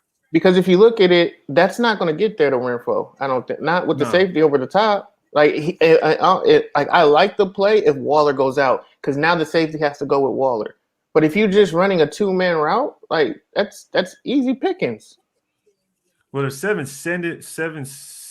people, so you got to have an extra man in, and even when you hold in the extra man, you still don't fucking block. Yeah, damn, man, though. Yeah, because I'm saying, but if that's the case, go all the way over here. No, so I can see what you're saying. Now, say if Waller just flared out and ran across the middle on the slant, who's guarding him? He beats the guy to the sticks. Like if you look, like go before that. Watch, go before that. The series. Now watch. If you just look at Waller, watch how much field is open if he actually runs across. Damn. Look how much field is that open because that guy has his back to Waller. He's not even going to see Waller come across. That's a first down easy. That's bad. That's a bad scheme and bad play calling right there. I don't like that. Yeah. There's too much field that's not utilized right there. I agree with that. I totally agree with that. If you see that they're in man coverage, I feel like this. I agree with that because I'm gonna put this on Carr. No, yeah. I was gonna say that too. Put this on Carr. You could be playing fucking Madden, and your opponent lines up like this, you see they're a man, bro. I'm sending Waller on the I would fucking have changed that. Yeah, exactly. Waller against Swanson. Carr should be able to give Waller a look like, yo, you know what to do, motherfucker. Yeah. Wow. I would have brought Zay on the slant though. Not only that, you already have Rashard inside, so but I think it's an all out. So what? I'm depending on Waller on the slant. But okay, I'm taking Waller over anyone on Kansas City defense though. Like I'm going with Waller. Yeah, I'll put my money on that. But my thing with this call is a reaction to what Kansas City's dictating that call right there, not the Raiders. That's a passive call on us. That's very passive. But because you got 49. Who's that? Sorensen? You got 49 coming off the edge. Yeah, that was Sorensen. But if we're aggressive, but if you're aggressive and you anticipate that, you know it's 3rd and 7. Oh, we know we can't block. They're possibly going to blitz, and you call an aggressive play call. We beat that. Yeah. Now the numbers is in our favor.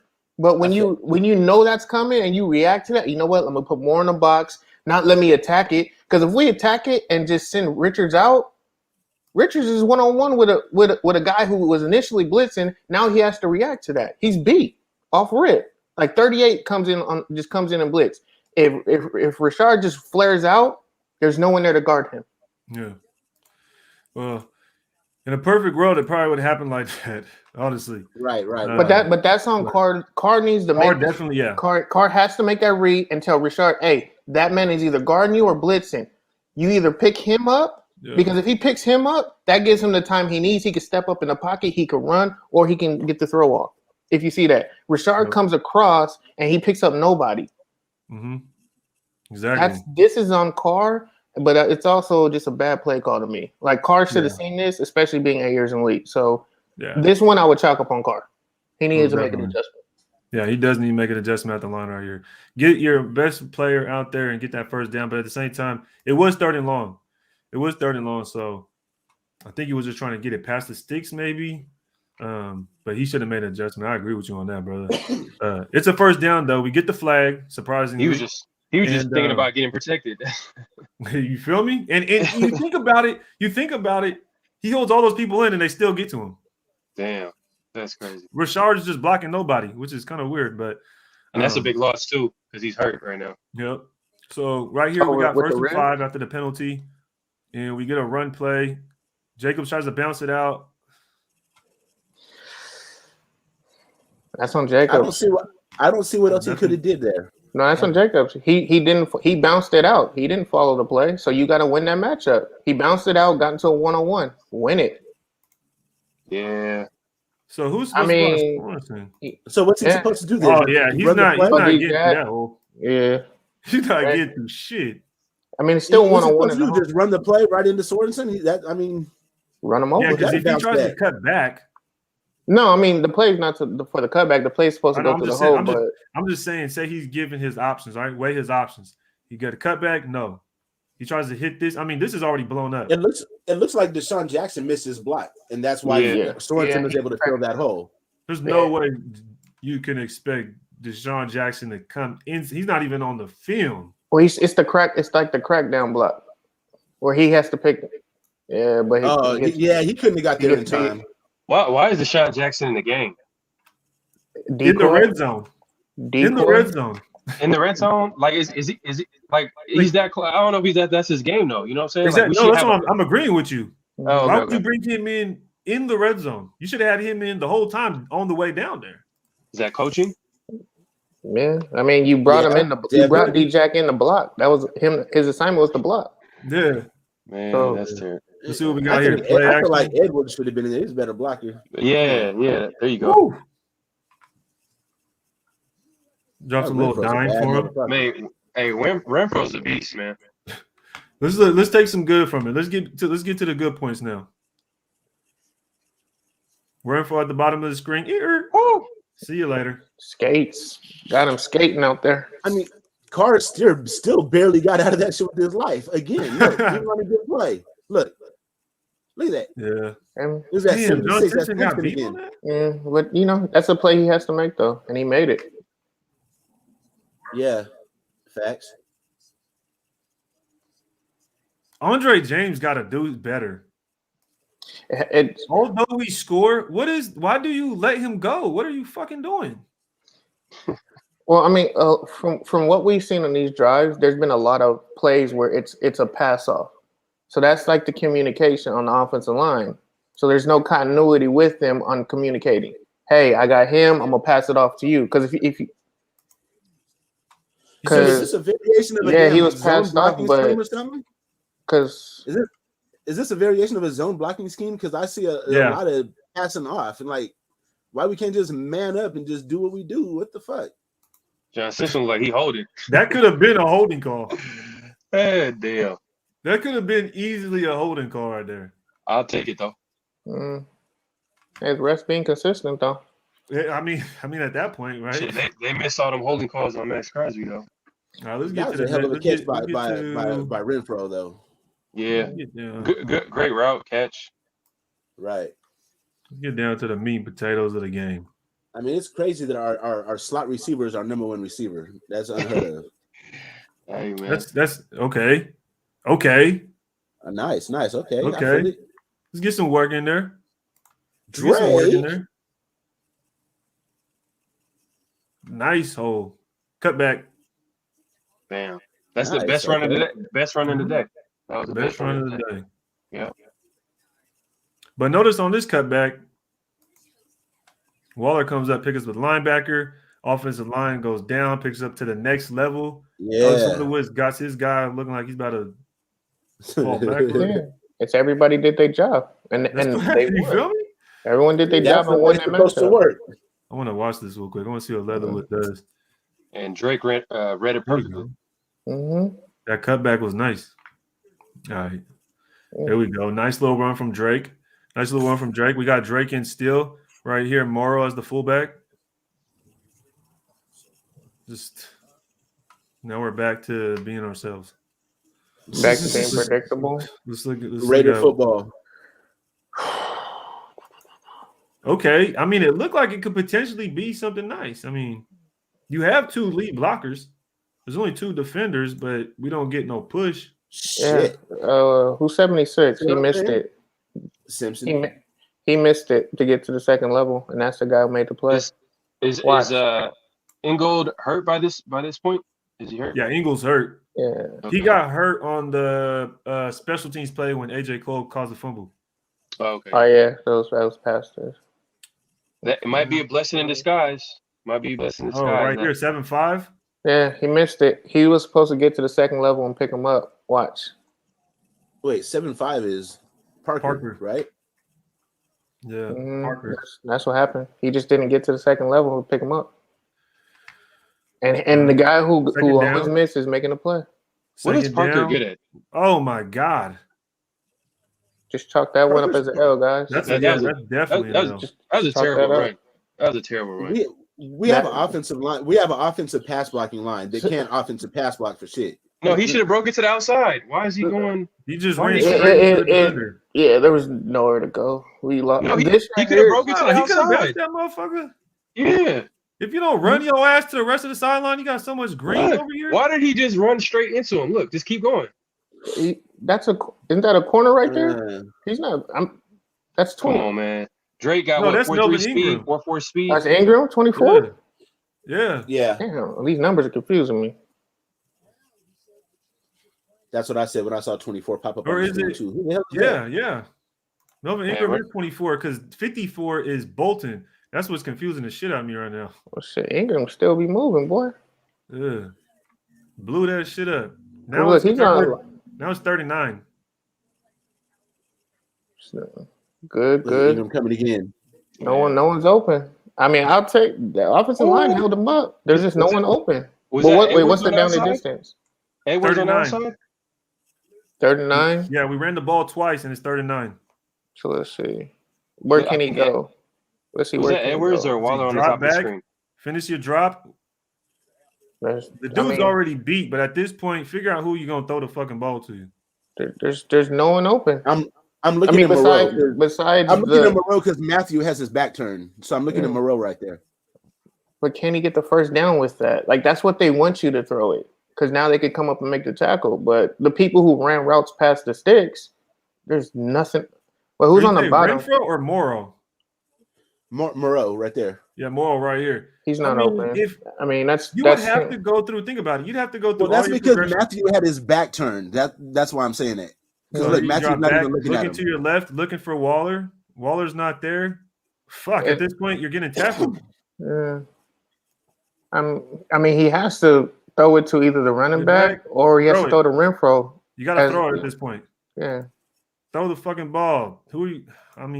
That's tough, bro. I ain't gonna lie. That's the thing about Carr right now. He's trying to make a play, man. He's trying to make a play, but you know what? He should have thrown it. But Carr's pressing too hard. He's looking to his. He knows all the pressures on him. He's looking over here. Yeah, he's looking for the sticks. Hey, we need a first down. This is third down. There's more at the bottom of the screen. But that right there, he's thrown through two people, and then the safeties are going to come up. That's not getting there. He didn't have no time for really anything. But two people end up in the same spot right there. If you look, they're going to end up in the same spot. Yeah. Because they're not sitting, they're still moving. So he's throwing to an area. Damn, number 90. I don't know, bro. I don't know. That's kind of hard. If you're quarterback and you got to make a decision that fast, it's going to be hard, man. Yeah, he's looking for a play to develop. Oh, that shit was blocked. Yeah. We got the bounce up, the gratuitous bounce.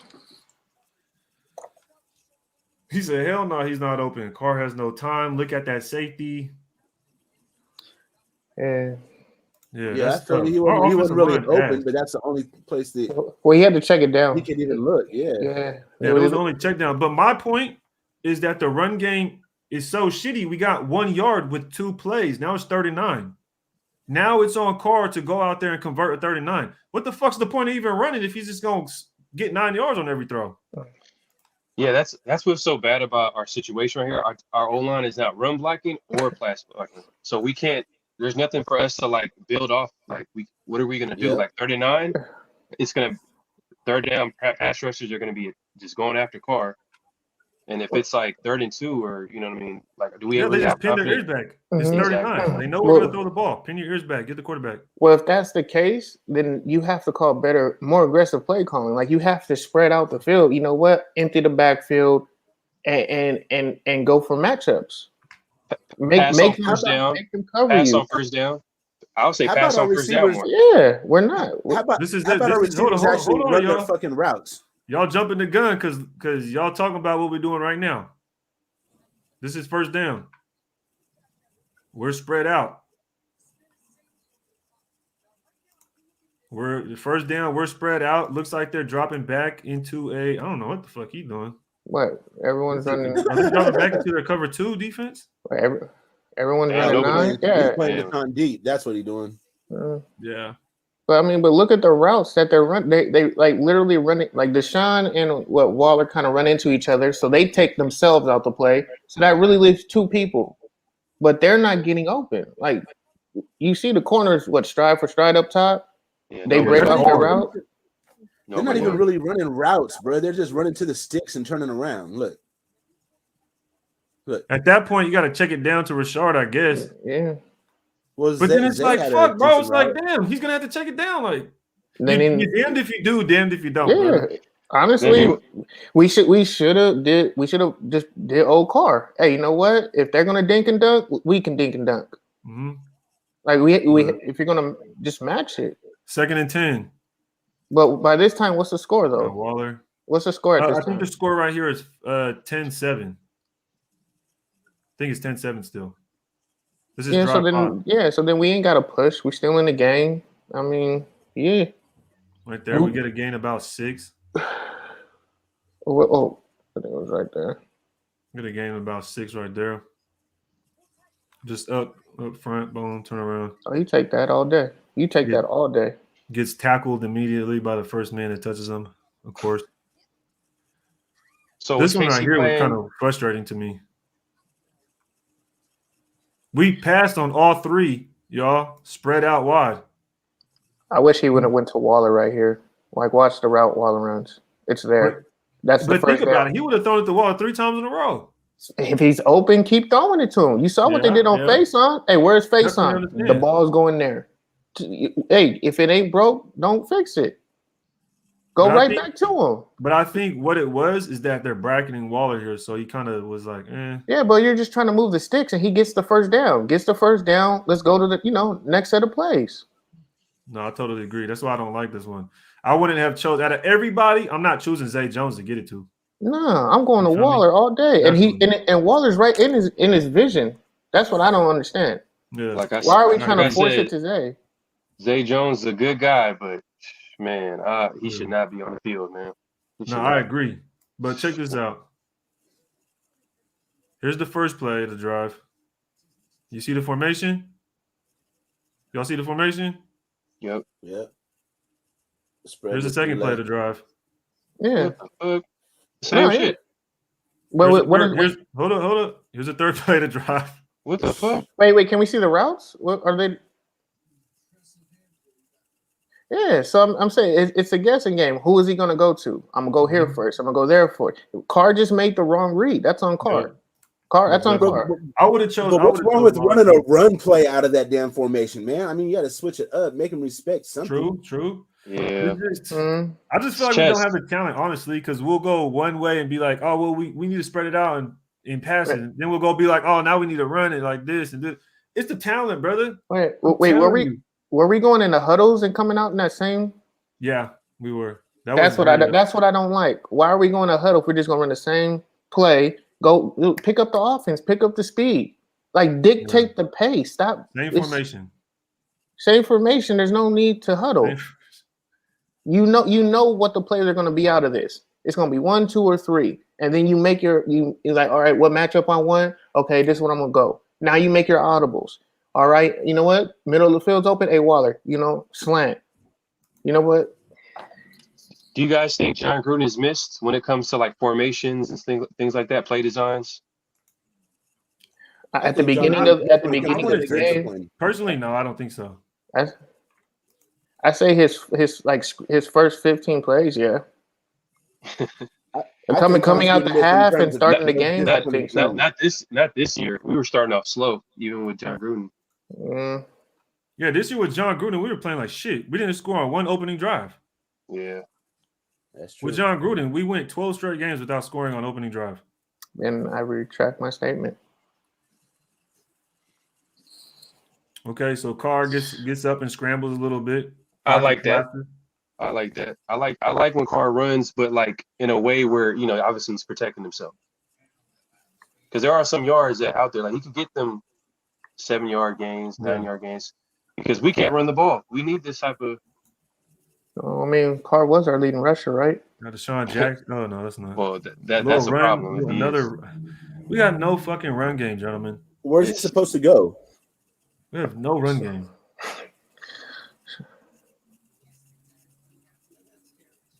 It's like they knew what was coming.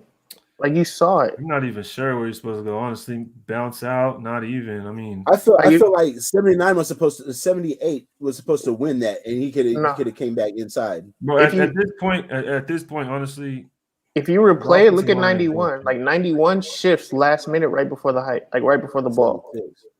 Okay. So far we get this is the drive. I think this is the drive right after the half. We get the ball back. The first person to get the ball back after the first half. Ooh. We get a scramble by Carr. We got that run by Jacobs. We get this underneath to Renfro over here. Nice little play out the shotgun. Get it to him. Boom. Nice little 5-6. There we go. Okay. Why didn't we do more? Still in this cover two. Look. Now this looks like they're running man. Yeah, it's there. Like all the little stuff is there. Like I don't. Oof. He barely got that motherfucker in there. He barely got that ball in there. Let's look at it right here again. It's man coverage. You just basically get PA crossers. That corner let go of Deshaun Jackson. Y'all see that? But the ball was in the air, I think, wasn't it? Yeah, it was. But he backed off. He tried it. He tried. He seen the last second and said, "Let me peel off." I'm glad Zay caught that joint. There we go. Going to the next play. Nice throw. That's what I like to see. Empty backfield. Ooh. That's what I want to see more of. That right there, that left KC like we don't know what to do. Now you got to match up, and we'll win that majority of the time. Well, remember what I was saying at the beginning, right? Throw, but Carr can make that throw all day. Carr can prove he can make this throw all day. But this is how we know we were making adjustments. Like I was saying in the beginning, cover two. Finally, we seen Brian Edwards hit out that one play, right, to beat the cover two. This is how you attack cover two. You beat them in the middle of the field. Yeah. See how this cover two, this linebacker ends up getting caught running all the way downfield. Boom. Yeah. Puts a fucking dart on their ass. Look at the cut and look at the line. Man, Gives him time. Yeah, because they're not just pinning back. They're like, oh, we got to guard somebody now. Now it's can you win your individual matchup? And most of the time, it'll be 50-50 at that point. At least give us a fighting chance. But we have to be aggressive. Like you have to come out in formations like this. You have to dictate that pace. O-line didn't do too bad. That was good blocking, good throw. They look sharp on that shit. It was a good play against cover two. And did we come out and be aggressive again? Nope. Okay, this is the very next drive. So the score here, so the situation going on right here is 3 minutes and about like 7 minutes left, or third quarter, 7 minutes left. And the score I believe was 14-24. Was that the one? We get a handoff and we get -1 yards. No, this is when it was 24-14. And I think we fumbled. 24-14? Yeah, it's 24-14. I think this is the drive we fumble on. Yeah, it is. What did I say, 21?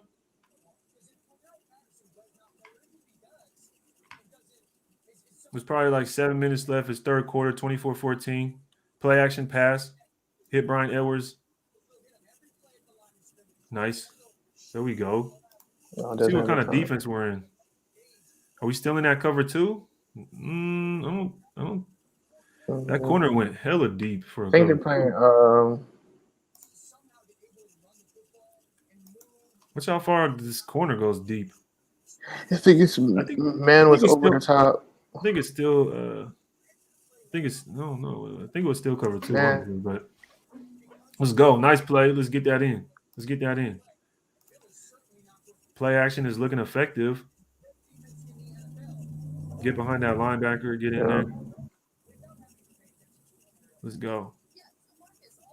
That was the second play of the drive. The first play was a 1 yard run. We go to the play action pass. And y'all know it's coming. Beat up. Boom. Play action pass again.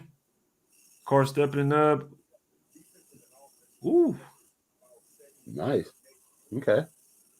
Oh, yeah, that's that one. Just shine your speed. Beat him to the pylon, man. Just beat him to the pylon. I know you was working that with Frank, but you see Carr talking to Matthew at the end? Carr. And he got shook at the end right there. He's a motherfucker. They finally pass out of this, though. Look at this. Obvious run. Go to the play action. You got Waller going across. This is basically just PA crossers. Boom. Threads a needle. I don't know what to say about that. I mean, it's a fumble. What the fuck else can you say or do? Or you want me to add you back, Farrell? Give me a thumbs up if you want me to add you back, Farrell. I don't know if you can hear me. Did I pause it? What the hell? Give me a thumbs up. All right. Yeah, because I'll have the screen. I have to have the screen so I can't really see you guys too much. So, this is drive 7. Or no, this is the same drive. Is it the same drive? Yeah, this is the same drive. All right. No, I think this is when this is the one that everyone's gonna kill Carr on. That drive where he fumbled. That's a fumble. Yeah. So is this the interception one? Yeah. That's the next drive. If Deshaun Jackson were to score right there, Carr would have had 3 touchdowns, over 200 yards, and been 14 for 16 passing. And it's 24-21 game. Yeah. So, I mean, that's a pretty fucking good game. I mean, obviously it didn't work out like that, but is this the same drive? I thought I just changed it. No, Or are we just coming out with the same play? that's just their lineup. Yeah. This is the one where he throws an interception. So we just do an inside zone run out of shotgun. Our run block is just ass. It's just it's telegraphed though what we're doing. Like, look at it. And you're running to the weak side of the offense at that point. Like, I mean, they're kind of trying, but man, that's just like,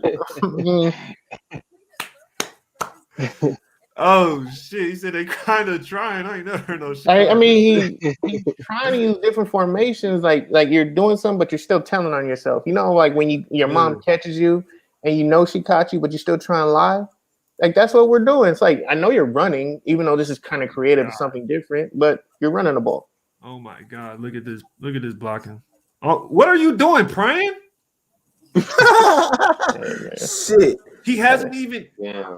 Yo, check this shit out. He hasn't even fucking finished the play action pass. He hasn't even finished the play action motion.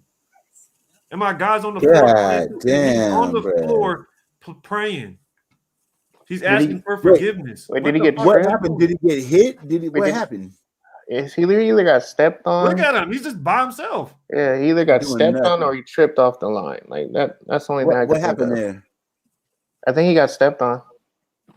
What happened? There's no fucking excuse. You're on the floor.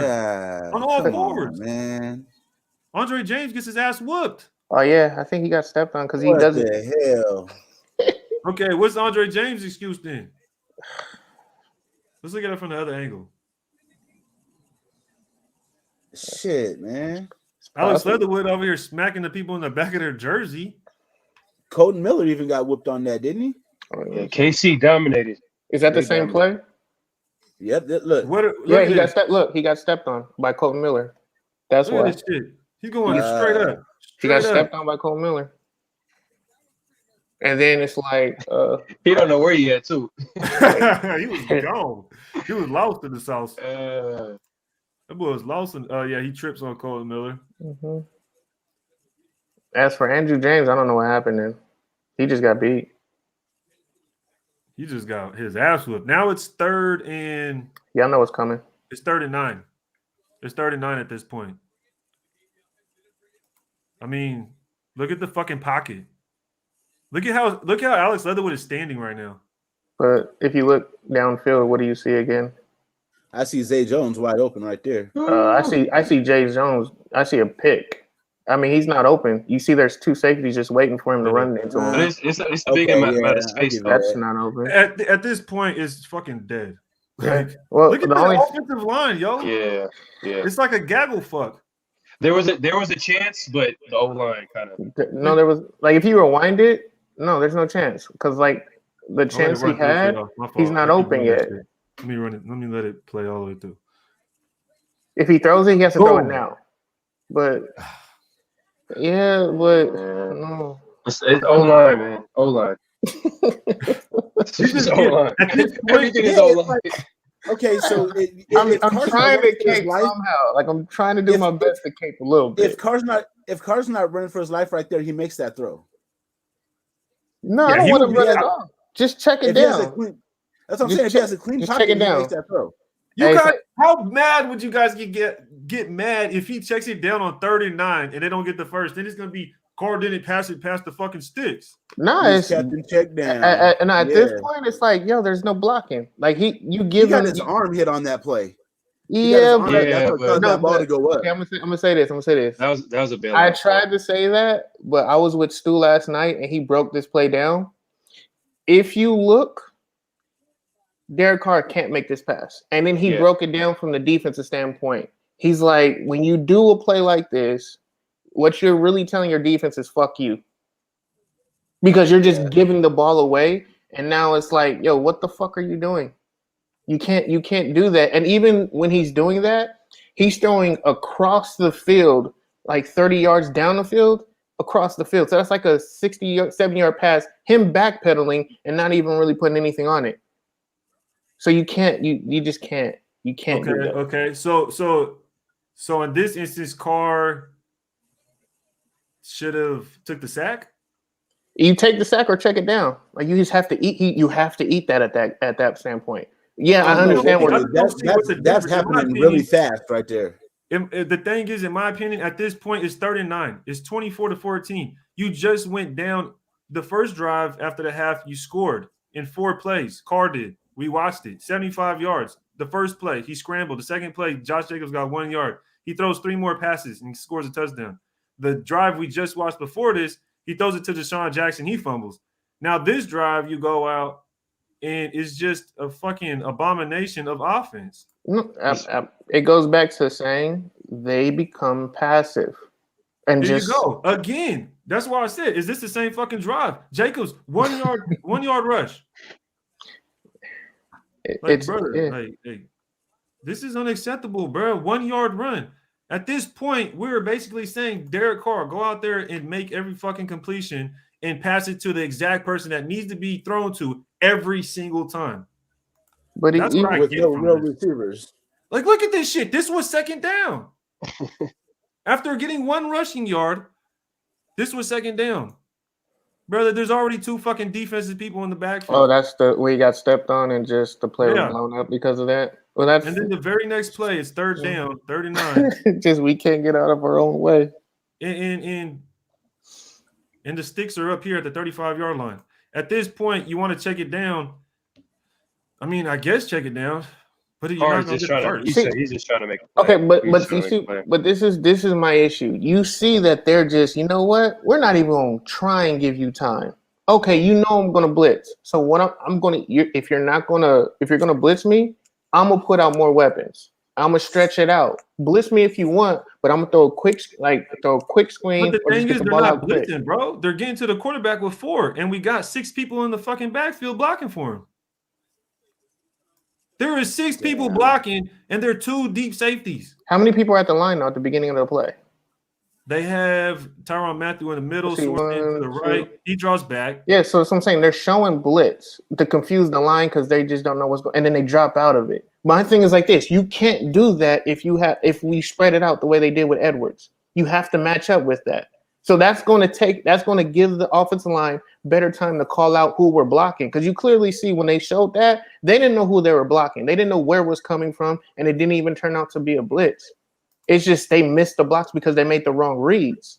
So to protect your offensive line, you got to put another weapon out there and say, no, you're going to line up against us. I'm not going to allow you to tee off on my all line because they're not able to make the reads right now. They're not comfortable making calls. Carr's not making the right read. Andrew James is not making whoever on the offensive line makes the reads isn't making them correctly. So now I got to protect them from that. Yeah, but what are you saying? I don't understand what you're saying. That as an offensive coordinator, you have to there's a deficiency on the offensive line. They're clearly confused. Like that when you bring up that many people to the line, you got to call out who you're going to block. All right, center, you're blocking him. Yeah. But you're saying bring in more talent, or no? I'm saying bring in another receiver, spread them out to spread the field out, so they can't just line up and everyone's standing up, and now we're playing a guessing game who's coming. We are kind of spread out. Our tight end is not even on the. But they're still showing blitz here, and then they drop out and fall back into it because now they're just getting like a running head start. They drop out and they just get beat. I know, but what I'm saying is like, what do you mean by bring in talent and then spread it out? I'm saying you bring in another receiver to make that safety like not even show, not even just to put. Bring in a receiver where? Or you say take out Richard. Take out Richard. Hold on. You're telling me you take out Waller and put a receiver in? No, I'm either moving Richard out to receiver and emptying the backfield to make them cover. That's dangerous. But that's right after Carter is running for his life. He's chip blocking. But that's literally the check down that you said he should have thrown it to. But now he's in one-on-one. Now that guy has to cover Richard. Now you have a linebacker trying to cover Richard, or you have a safety. Like you're getting matchups at that point. Like they have to line up. I don't think so, man. You think they're gonna change their lineup? You think they're worried about a receiver being out here? No, look who's over it. Jay. The They guy have who's over one corner covering Waller. And No. Zay Jones. He's on Zay Jones. But look, he comes up to fake the blitz and then he drops back, trying to bait a pass. Oh no, I don't really see it like that, man. I see it as them not giving a fuck what we do, and they're running their defense. Right. That's how I see it. They're not lining up against anybody. Like nobody's over Waller. He's in between both of them. He just kind of jumps in. And They're playing Richard. zone. Oh, did he chip black? No, never mind. That's not even Richard. That's Jacob. This is just. And at that point, in my mind, I'm just thinking Carr was like, "Yeah, fuck it, just throw that bitch up. It'll be." I mean, it really was just like a punt. It was literally him just punting the ball but throwing an interception. Yeah, that's how I seen it. That's how I seen it. But at the same time, it's like, I don't know. We just don't have fucking talent, man. I think we're on drive 8 right here. Wait, that was an interception. What happens on that? That could have probably been a holding call right there. And this is 4 plays into a punt. Maybe not, but it kind of looked like it could have been. Nah. Y'all gonna say that's not holding? If that was Max Crosby getting back there, y'all would have said, "Where's the flag?" I don't see it. Not by how the rules of the letter are today. That's not a hold. Go back to it. I thought he had his arm like literally around his throat. It's right here, right there. No, he's just pushing. I don't see a hold. His elbow on his shoulder. He plays. Is it coming across? He's doing Brazilian jiu-jitsu right now. Oh, let me put a full screen. Look at this. Look at his hand. That's a better angle. He's in full clinch right here. He's still holding the motherfucker. He turned around. Again, they weren't calling that all game. They wasn't calling all game. Now I'm thinking they just wasn't calling the shit.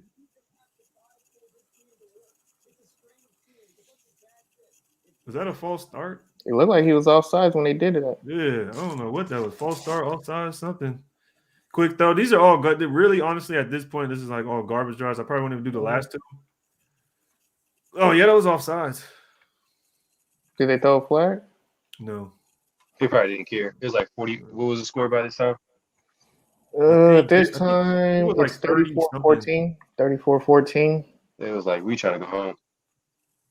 And then here's Carr trying to make a play. Trying to do this, trying to beat the cover 2 in between where this linebacker is. Same play with Brian Edwards. Did he have him though? If he had time, did he have him? I think so. Because look how he's throwing the ball at this point. It's a short window. Oh, look at fucking John Simpson. God damn it, bro. What the fuck are you doing, brother? You're back on your fucking all fours praying. Bro, and the more I look at tape, the more frustrating. He just bent over like, God damn. He can't even get a fake punt. Oh my gosh, bro! Did he even hit him with a move, or did he just run? What did he hit him with? You go to the other angle. I keep bullshitting and keep going back. Hey, Edwards looked like he was open. Hold on, wait. What did he hit him with though? To get beat like that? Oof. He does a fake punt to the outside. And he's literally, bro, imagine staring at Chris Jones like this. He hit him with a dead leg, boy. Oof. And look at, he's about to injure Andre James.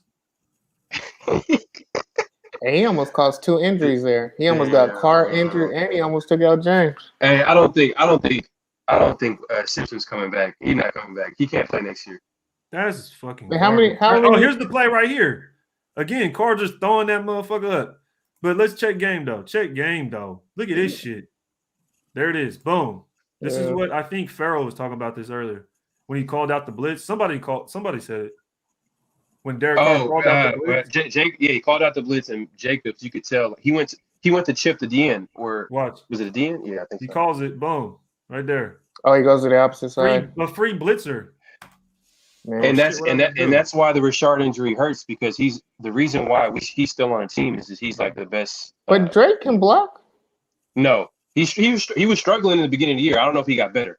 Oh, that was drive 8. Okay, I messed up. Let me go back to that play. This is it right here. Is this it? No, it's not. No. The next play. Oh yeah, this was. Was it? No, because that's the one where Simpson got beat. That's the one where Simpson got beat. Oh, okay, yeah. So this next play, thank you. But did you guys notice when they just hit Carter on that pass right there? Dude fell on top of him. Now, if we would have did that, that would have been a penalty. Penalty, yeah. He put his whole body weight. Boom. Y'all see that? Watch this. Yeah.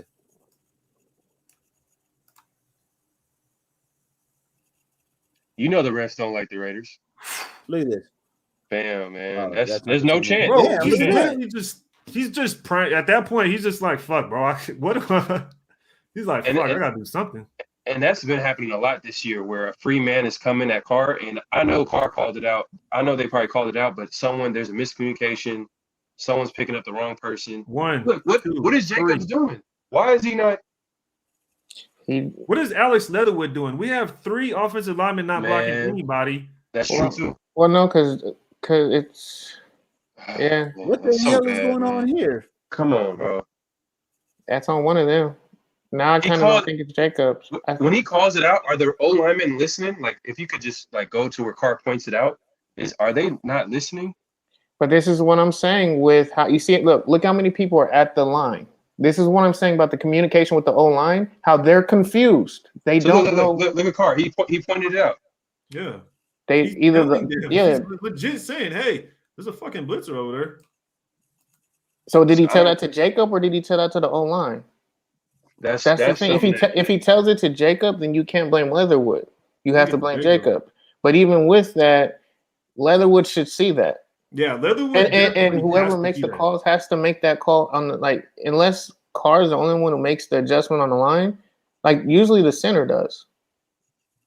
He has to make that call. 1, 2, 3. What the fuck are they doing? They're all watching whoever that is. Check this out. You got Waller lined up against Chris Jones, yo. Because my thing is they got 1, 2, 3, 4. They got pretty much 5 guys showing on one side, and there's 3 guys there. So they overloaded this side. Because you have to anticipate if he's coming. So you get these guys to drop back. At this point, personally, I think we should be okay. We should have a lot of time. Mm-hmm. We have 1, 2, 3, 4 offensive linemen. He's obviously running in. I don't know what Alex Leatherwood's looking at, but he's 5 feet in front of you, dude. Well, James is passing off the middle guy, so James does what he's supposed to do. Exactly. Leatherwood picks him up, I guess, anticipating that James isn't going to pass. I guess you can call me trying to cape or find a resolution, but I'm just going off what happened. Yeah. I think it's on Jacobs. Ultimately, I say it's Jacobs and Leatherwood because Leatherwood still sees the guy coming. No, I agree. I agree with you 100%. But check it out. If anybody were to know, hey, Jacobs, check that out over there. Boom. I pointed to him. The first thing Jacobs does is dip out. Mm-hmm. Which kind of dip out. And then not only that, you have Miller over here to help with Waller.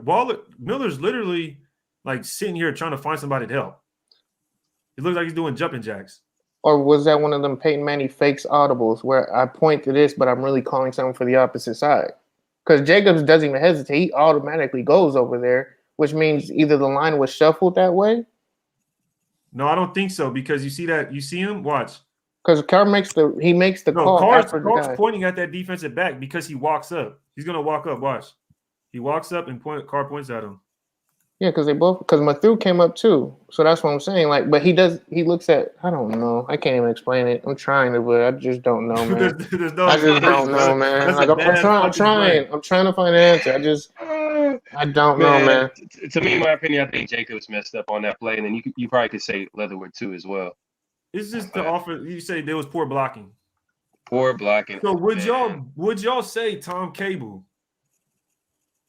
But I don't even think that's. I mean, it's partially, It's a good point. You can make a point because a lot of Tom Cable's success with us has been on inherited talent. You know what I mean? He came in, and who was there? Hudson, Gabe Jackson. He did draft Cole Miller. I give him that. I give him that. He developed Cole Miller. I forgot who else. I don't know if I'm forgetting somebody, but we brought in Trent Brown. But when he added the able bodies, you saw what he did with the O-line, but now you're giving him now with players that he developed, We drafted Parker 4 years ago, right? We drafted Simpson 3 years ago. We drafted Andre James, I think. Parker's ass. Or we He's not picked good. up Andre James as a free agent, right? Well, Years ago. Simpson- Alex Leatherwood, first-round draft pick. Colton Miller, first-round draft pick. As you can see, Simpson is ass too. Like he's not good. He's always on the ground. Yeah. Andre So James, I'm kind of like, what do you think of Andre James? Is he for him being a guard and being thrown to the Wolves to play center, I think he's not doing as bad as people think he is. Tackle. Yeah, he was a tackle at UCLA. He's a tackle, you said? Okay. Yeah, James, I think our offensive line is fucking He's one of ass. the better ones. Our offensive line is ass, and I'll tell you why.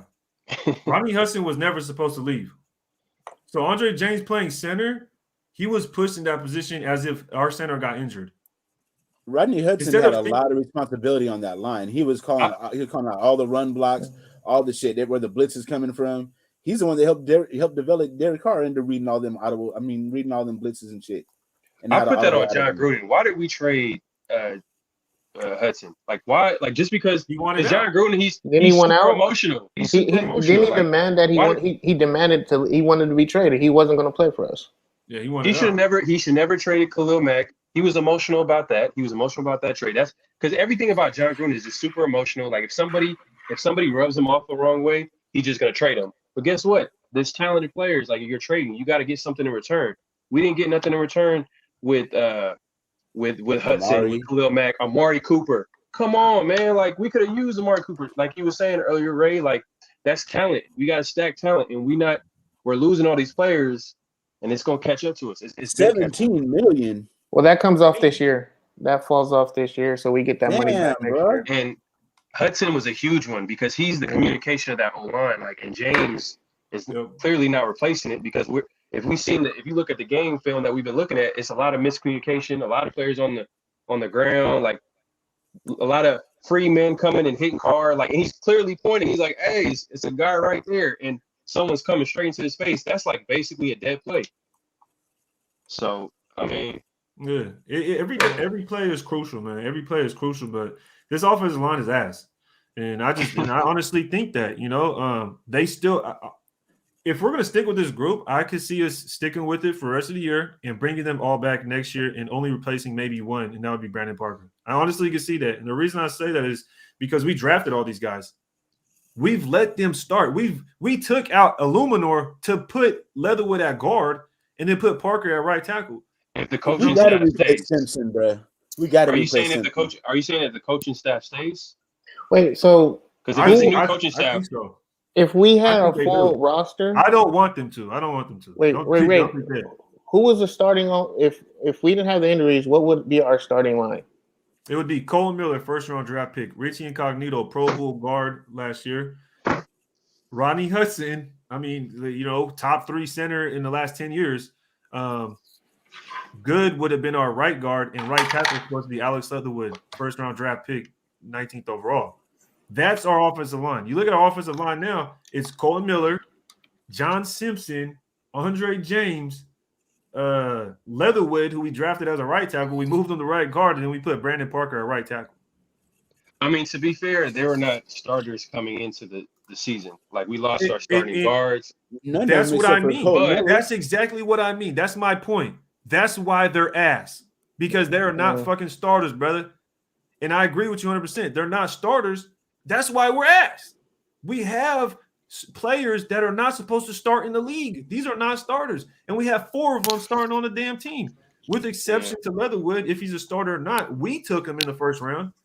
And he's not even playing right tackle like we drafted him to play right tackle. You know what I mean? So, and that's what I was saying earlier. Andre James, give him time. He might become better, but he's not replacing Rodney Hudson. And he's not supposed to start because Rodney Hudson was wanted to leave. So it's not like we sat here and we're like, oh, I think Andre James is ready. Let's go out there and play him. No, hell no. If Rodney Hudson was still here, we would never think that shit. We'd be like, what the fuck? Put Rodney Hudson back in that motherfucker. Right? Exactly. We say that. Good. We were cool with Good. Now, all of a sudden, Good's hurt. Richie Incognito's hurt. Now we have these 2. Now we have 3 backups who are supposed to be backups for us starting on the offensive line. That's the thing that I don't get. I don't get that. Not to cut you off, brother. But I don't get the incognito. Like, why were we depending on a 38-year-old guard? Yeah.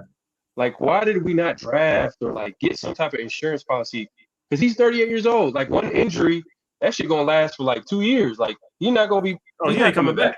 He's not coming back. We He should had a just let calf his ass injury. go. A calf injury. He's out for the season. Like, Yeah. that's crazy. Yeah. You No, know I what I'm totally saying? agree. No, I'm not mad. I'm just talking. I'll just be hyped. You feel me? But it's just the fact. It's just the fact that I just don't like how we think we're supposed to perform a certain way, but we just legitimately don't have the talent, right? Like people will say, "Oh, let's go get a quarterback," because that's the problem. If we were to go draft Zach Wilson, Justin Fields, Zach Wilson, Justin Fields, Trevor Lawrence, any of these dudes, they're not going to do shit with the team. They're just They get not this- because this offensive line isn't good enough. Because And They would if get we their were to go spirit draft broke a behind this quarterback, offensive line.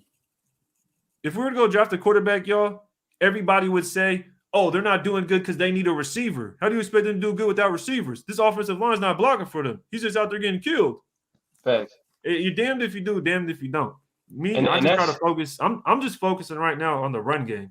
And the run game is straight ass. We spent the first-round draft pick in Josh Jacobs. We spent 2 first-round draft picks in the offensive line on Leatherwood and Colton Miller. And we're 29th in the run game. And Drake is getting paid the most outside of our quarterback on the offensive side of the ball. And we're 29th in rushing. But we're so damn worried about everything else. Our rushing attack, what is our identity on offense? It was supposed to be a good, solid running football team. That was our identity. What are we now? Overnight, we turn into an all-out passing football team with no weapons. Slot That's what receiver I don't and tight end. understand. Yeah, because I'm looking at the salary cap right now. Derek Carr makes 22. Colton Miller gets 13. And that's a Oh, cheap I forgot contract. about Miller. Darren Waller makes 6.3. Marcus Mariota gets 3.5. And then Josh gets 3.2. Daniel Carson gets 3.3.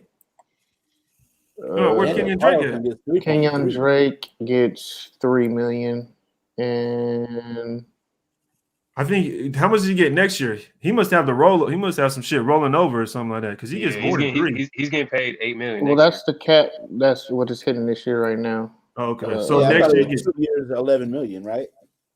Yep. So $8 Yeah, million is going to be next year. It's going to be an $8 Because million cap hit. his base or guaranteed is 3. Next year it's 5.5. Yeah, man. It's just no. I don't It's know, tough. man. It's tough, man. Personally, I think we still have about 4 wins left in us.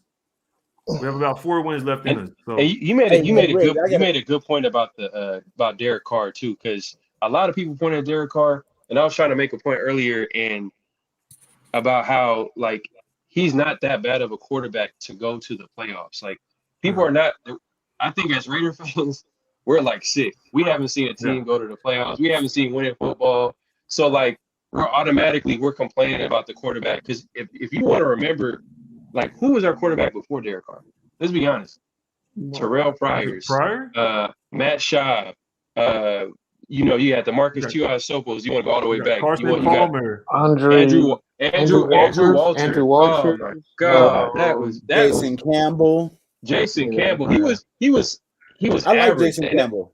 He wasn't bad, but he was like a game manager. He wasn't nothing special. Like he wasn't. Yeah, Man, he and you got wasn't horrible.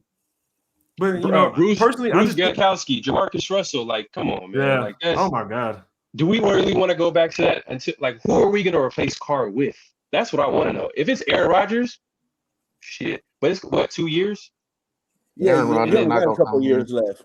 Aaron Rodgers is not coming here. Fuck no. My thing, Man, even we if just we said- get Aaron Rodgers, Russell Wilson, Deshaun Watson, draft a quarterback, they still need weapons. They still need an offensive line. They still need someone to throw to. They still need a defense. When Aaron Rodgers won his Super Bowl, he had the first-ranked defense in the league. I'm He hasn't telling you, been back since. if Carr goes to another team, I could see him like, Thrive. man. If Because the Raiders, this is the problem. It's deep. It's the Raiders organization is just fucked up. And then you made a point earlier. Do we need new ownership? You know what I'm saying? Do we need it's bigger than just I mean, ownership well, the ownership did change hands. or the Raiders. The ownership was John Gruden. He was the owner of the team. making Ima- all the Hey, making all imagine like Derek Carr going GM to either moves. Chicago, Denver, or New Orleans. That's a problem. Man, That's a problem. Well, I mean, yeah, He you goes give to him Denver, him then he has weapons. a reason to cook our lunch every fucking time we play. oh my god, yeah, man, that's the thing. The Raiders got bigger problems than just QB. QB is the least of their problems. Well, no, it's it's simple fixes. It's really simple fixes.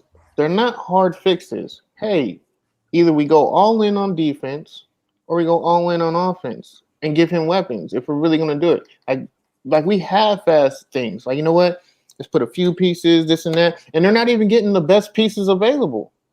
Like, honestly, if we just do It's the talent, bare minimum, it's just, you know what? I'm not even gonna try. I'm just gonna go by chalk. I'm gonna get the best available. We're dramatically a better team. Devontae Dramatically. Adams. I'm saying, Think about it. Think about this, right? People want to go get Aaron Rodgers and bring him here, but Aaron Rodgers has the guy we want in a wide receiver in Devontae Adams. Yeah. You see what I'm saying? So Rodgers already has voted the best wide receiver in the fucking league. Yeah. You know what I mean? We don't need to go get him and give him that money when Devontae Adams already is willing to come here. Now, you don't have to do that. And we're going to have the money to get him with everything that falls off. John Brown contract falls off. Damon Arnett's contract going to fall off next year. Henry Ruggs' contract. Ronnie Hudson's contract. LaMarcus Joyner contract falls off. All that dead money is gone. Like, we get like $20 million back of space. That's just going to be able to go to Devontae.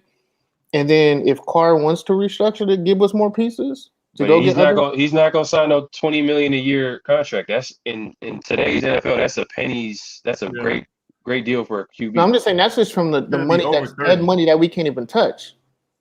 Like that of us paying other people like that are not even on the team anymore. And Waller too. I'll throw Waller. Waller need to get paid more. I'm not gonna lie. He's gonna want to. I think he got like a new agent, so he's probably gonna want to. 510 Raider says if Carr is gone, Adam is not coming. How y'all think about that? Well, I'm gonna say this: Carr doesn't sign if we don't get Adams. Like, because Carr, his contract is up next year. If Rodgers signed, he go sign. He'll think about it, but let's be real: Rodgers ain't going to go to a team that has dysfunction. Nah, he ain't coming to the Raiders. He literally just went through that with Green Bay. Why is he gonna come to the Raiders and go through that again? We don't have the same weapons. And we don't have the same defense. We don't have a Jair Alexander. We don't have a Kenny Clark. We don't even have an offensive coordinator at that point. If we go get Rodgers, they got a young head coach over there too. So Rodgers is going to go to New Orleans. They got a structure. They got everything in place. That's a QB spot right there with Sean Payton. Yeah, that makes sense. And there's a defense. You're right. I got a question for you. So Jonathan, I was watching the Stu show last night. Jonathan was on there, and a question came up. Or not really a question, but more of a topic, something I want to throw out there. Do you think the problem is like these players just don't have any pride in the shield? You know what I'm saying? These are players that are on 1-year contract. You know what I'm saying? They don't give a damn. They're just auditioning. So it shows on the field. You see these collapses and like not just in the late season, but late game. You know what I'm saying? We just let shit get away from it. I don't know.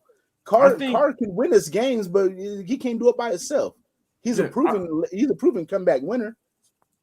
I still think I always come back to talent, man. Whenever you look, because think about it like this. I want to do something real quick.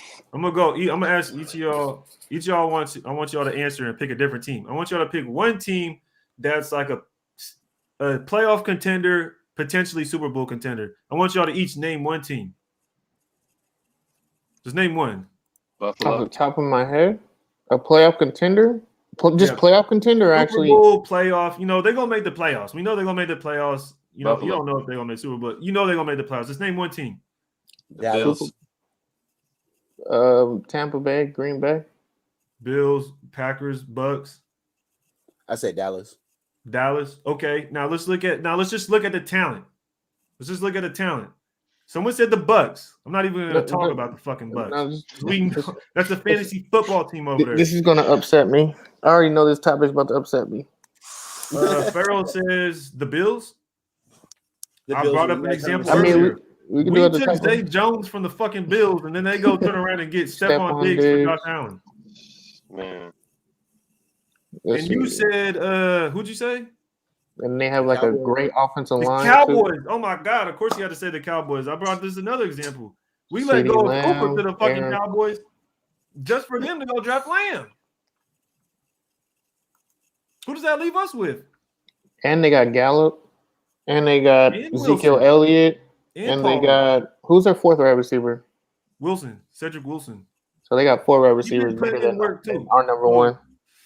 I don't What you think. mean? I According think to it's Raider more of an Nation, Hunter organization Renfro's thing. the number one. According to these new Raider Nation people. nah, man. I love Hunter Renfro. He's a I good, know. I solid was just receiver. being shitty Probably about one it. of the best. Yeah, I know what you're talking about, but it's just he's I know just what a you're talking slot about, Carlos. receiver, bro. He's just a slot receiver. Yeah. He's not. He's a number one slot receiver on other teams. Yes, but when I told people is Hunter Renfrow a number one receiver, no one can answer that. But because I know I asked that question. Who's really a starter on the Raiders? Waller's not a starter at other places right now. If we're basing it only off of this season, Oh no, I don't know about that one. Yeah, that's a tough one to say, brother. That's a I don't tough know one. about Let's that use someone else for an example. No, I'm saying for who you're comparing him against, I wouldn't. Waller's not the first guy that's coming off my list that I would choose as a tight end. Off of just this season. Yeah. Just this season, the number one. If you were to have to pick somebody, you're not gonna pick Waller. Season, you're not picking Waller. And that's what I was saying. I'm saying this year, I'm not doing it off of potential or what I know he can do. I know that because then that you're not assessing what's going on. But this year, no, the production isn't there this year. Yeah, because this is what Carr is playing with right now. Yeah, he's not. He's not producing. He's not the only person who's really playing as a starter for Carr is Renfrow. Yeah, and he's not. Who's getting the most attention on offense? It's gonna be Waller. At the beginning of the season, it was Waller, but now they're not even really running doubles at him that much. He's like Ray was saying, one guy is tackling him. Yeah. But he's getting bracketed all the time. Taking him away like that, though, brother. He's for surely a starter. He's just not producing the same as what we're used to. Most definitely, the offense as a whole is struggling. So it just looks like one player is struggling more than others. If you want to start somewhere, it should be the O-line. The O-line affects the offense, period. If you can't protect the quarterback, you can't run the ball. Obviously, the running backs are not going to look good. The receivers are not going to look good. The QB is not going to look good. But when you get that protection, I think there was a highlight where Derek Carr threw a great touchdown pass to Brian Edwards. Yeah. It was perfect protection. You know what I'm saying? It was a great route. You know what I mean? He had a nice little hezzy, got open. You know what I'm saying? So I feel like at the end of the day, it just starts with that O-line. And, we got 7-8 games left. Mm-hmm. Hopefully they can make some adjustments. Yep. Well, for me, that's what I think our identity is. Because I'm going to ask you guys, what is our identity? Like I said earlier, we don't have one. Right, you don't have no identity right now. We're supposed to be a tough, hard-nosed running football team. Yep. And that's why we brought in Drake so we could relieve Jacobs. We're supposed to be faster, cheaper at the offensive line and younger. I mean, I didn't hear the word better when they was talking about that shit, but they said cheaper, younger, and faster. But we're not. And the thing is, too, is if you look at all our wins, majority of our wins have come when Carr has passed over 300 yards, 400 yards. You know what I'm saying? So I feel like that is the recipe. However that way they're going to set that up, we're going to have to pass. Running it is not an option. I'm not going to lie. It's not going to happen. We might have to set up a little short passing game to be a replacement for that running game possibly. But, I just don't think that this year with this O-line, running the ball is our best option because we're not going to win if it's going to be 1 yard, 2 yards, 1 yard, 2 yards, 3 yards. You know what I'm saying? That's not going to be. It's not going to be an negative 1 yard. Fuck. Yeah, you know what I mean? But I totally agree because you go and I tell people this when we had a conversation. I say, yo, so you telling me that Carr has to throw 3 touchdown passes, 350 yards, only have fucking a completion percentage that's 85 plus in order for us to win, and that's not sustainable. No quarterback in the league can do that. No quarterback in the entire league can do that. You can't name one right now. Because just last week, Every good quarterback played like shit. Rodgers, Russell Wilson, Tom Brady. Maybe not Josh Allen didn't, but the week before that, Josh Allen didn't do a goddamn thing, and they was playing the Jags.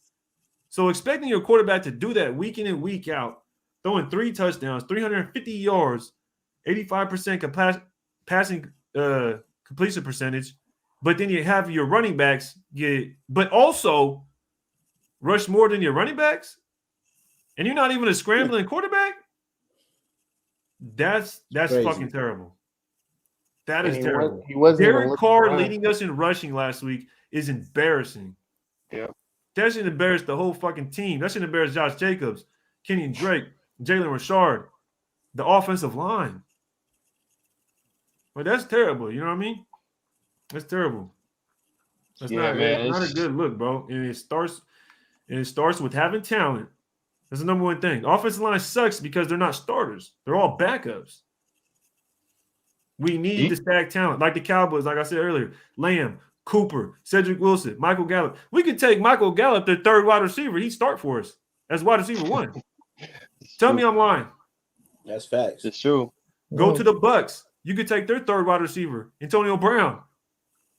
Well, he was our number 1. He would be our number 1 for a fact. The Rams. Well, Dallas built their team correctly. They don't have to worry about drafting an offensive line and all these other dynamic pieces on defense. They can go ahead and just grab the best player available at this point. Yeah, exactly. And that's what I'm saying. We should have been to that point. We traded Mack, Cooper. That's a bunch of draft picks. We're still not. We lost a bunch of first-round draft picks. Arnett and Ruggs. They're gone. Those are 2 first-round draft picks that are gone. That's terrible. And a lot of it is on, I feel like, is on John Gruden and Mike Mayock. I'll be honest with you, I don't even see how Mike Mayock comes back. Like, how does he come back? Like, Abram, Jacobs, Arnett, you know what I mean? Ruggs, I wouldn't say Ruggs is he actually looked like he was gonna be a good. He looked like he was gonna be a good player. He was playing well this year, but man, this is too many picks, too many like personnel decisions that he made. That he came out and you could tell like he was trying to fight for his case when he had that. When I think Arnett, when Arnett got cut, I think you could tell like in that press conference where Mike Mayock came out and he was just, you could tell like he was trying to defend his case, like, oh, well, we got these players and we got these players that's going to play. It just looked like, yeah, bro, you're not coming back, bro. I totally agree. He started breaking down all his draft picks. Yeah, like I was like, bro, you trying to save face right now? Exactly. Why are you trying to defend yourself? Because you feel like you have to defend yourself because you know. Yeah, go ahead. So were those his picks, or were they John Gruden's picks? Because the narrative is John Gruden pretty much had the first round, and then he would get the rest of the draft, right? But you also have to take into account where is John Gruden getting his information on these drafts. John Gruden is not going to be focusing 100% his attention on. That comes from like the scouting department. Scouting department. Yeah, and whose scouting department is it? It's a lot of his Mike Mayock's. These are his scouts that he knows that he vouched for. You know what I'm saying? Like, but how much does he listen to Mike Mayock? Oh, he listens to him.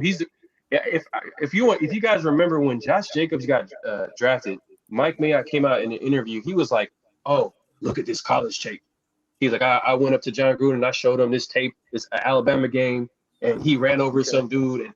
Ever since then, you see how he kind of plays with John Gruden. He shows him the guy, and then John Gruden gets all hyped up. He's like, "Oh yeah, this is a Gruden grinder." You know what I'm saying?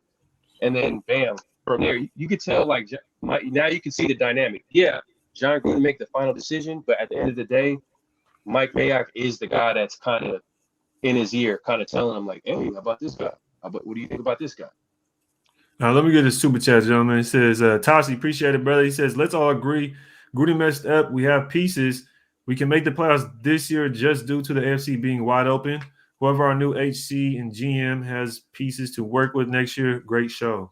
Appreciate it, Tashi. I don't know. A lot of stuff to hit on right there, man. A lot of stuff I to hit on. agree and disagree. Yeah. So I agree mess us up. I agree that we have pieces. I don't think we're making the playoffs, bro. I feel like Jim Mora right now. The playoffs? We're gonna win the game, bro. Yeah, I'm gonna stick by what I said, y'all. I'm gonna stick by what I said. I still think we win 9 to 10 games and we make the wild card. You know what I mean? I know it sounds far fetched, but That's what I said at the beginning of the season. I'm just gonna stick with it, man. I don't feel like changing. Man, we gotta play. I don't We really gotta like to change up, and I'd like to stick with my gun. So we can't stop the run, and we gotta play Dallas. We gotta play the Browns. Yep. You know what I mean? Like we gotta play Colts. We play the Colts. Like we can't stop the run, guys. Like they just all they gotta do is turn on the film, just like Ray the Tape be showing us the film. He's gonna turn it like, oh, they can't stop the run. They're just going to Jonathan Taylor get 25 touches this game. You know what I mean? I'm gonna go easy on us this game. I'm gonna go easy on us. Don't play me for fantasy that week. All right, man. Well, shoot, I've been on here about 2.5 hours. What I want to do though, right before you guys go, let me see what y'all record predictions now. What? How many wins we got now? We're 5-4. Okay, so if we don't win no more, then that makes us 5-11. So I'm 5-11, bro. Damn, you got us winning now. 5-12. I mean, okay, I'm looking like what game on the schedule do y'all see that we can win? I just don't see. I think we win next week. I say Denver next week. Denver? I'm saying the next 2 weeks. I'm saying we either beat Cincy or we're beating the Cowboys. We're beating one of them. I'm picking we beat the Cowboys. I don't see us beating either one because Cincinnati's gonna run Mixon at us, and then when we shut down Mixon, they got 3 capable receivers. You know what I'm saying? And then Dallas is come on. Listen, that shouldn't even be debatable. Are we playing? Or do we have any opponents that have worse wide receiver cores than us? Washington, Cleveland, maybe. McLaurin? I don't know. Washington got that receiver that we wanted to get in the third. Oh, McLaurin's a dog. Oh, he's nice. And I mean, they did have Curtis. I think they did have Curtis Samuel. He just got hurt. I mean, McLaurin has 49 reception yards, 632, and 4 touchdowns. Renfro has 52 receptions, 494, and 4 touchdowns. He's not better than Renfro's not better than McLaurin, man. I'm sorry. He's not. Renfro has a better quarterback. Renfro is literally a slot receiver, and he's Derek Carr's red zone threat right now. Mm-hmm. Yeah, he's more of a security blanket. You know what I'm saying? Like McLaurin is more of like he puts fear in that safety. Like he actually is fast. That dude big body built. I'm like, yo, we should have got him. Yeah, Scary Terry James. You know what I'm talking about, Scary Terry. The boy funny. Yeah, Terry McLaurin, a dog, man. He's nice. He'd be our wide receiver 1 right off the bat. Damn, that's a good point. What receiver core that we're going to be playing that? Because I asked this question also when I talk to Raider fans. I say, who has the worst wide receiver core just in our division? Well, then we have the worst. We have the worst one. Wait, do we have any better, or is our offense better than anybody left on the schedule then? Because I'm saying you're asking. I'm just saying maybe Washington, the Browns, maybe. Because I mean, we play what? Bengals, Cowboys, Washington. Running game, and we're weak against the run. That's what I'm saying. We're just talking about wide receiver cores, but I just want to get y'all. Let me get y'all predictions though before I go, brother. Let's see what y'all got. We got 5-12 from Ern up here. We got 5-12. Come on, give me something. Man, hey man, I'm gonna leave it at a positive note. I'll just say 9 wins. 9 wins. There we go. We'll thug it out and get 9 wins. There we go. I'm saying 8. Okay. I guess for sure. Because I mean, hopefully we get the Colts and the Colts have wrapped up their playoff and they don't play people. That's what you're really gonna look at. Because it's gonna be a late game season. They might not have to play people. They want to rush Jonathan Taylor. So now we ain't worrying about him. That's how I'm gonna look at it. That's sad. Well, Raider Nation still optimistic. We got a lot of 10 wins, 11 wins. This motherfucker said 13. So can I say this? If we win 8 games with the situations that we've been put in, did we improve from last year? At 10 wins? Yeah, I mean, even 8 wins. We got 8 or 9 wins. Did we not get better from last year? Are we not? Most definitely being all that's been thrown at us. Yeah, we got better. It's just that we have distractions. And we lost the coach. We lost our number 1 receiver, and on top of that, everybody else got better. Look at our division. Like everybody on talent, on paper, they're better than us. So my last question: if we got better with all that, why would we get a new head coaching staff? Because we got a new head coach. Is a hindrance. Like we don't have the same head coach. We got a new head coach, so it's like that's. I mean, staff. What would we get a new staff? Would you want a new? This coaching staff is holding us back. So yes, of course. If we go into the playoffs, they stay. If we don't, they're gone. But you said we got They're gone either better way, though. anyway. You're saying we're getting better, and with the situations that happen, you're wanting. But is it enough though? You know what I'm It's saying? not Like, enough is it enough? of getting better. It's not enough of an improvement. Yo, It's just we won't know that's until like the end from of the season. 50% to 51%. I mean, but that's going to be big with if Carr wants it, and we want to keep Carr. That means we're going to have a whole new offensive coordinator for him again, and he's starting all over again.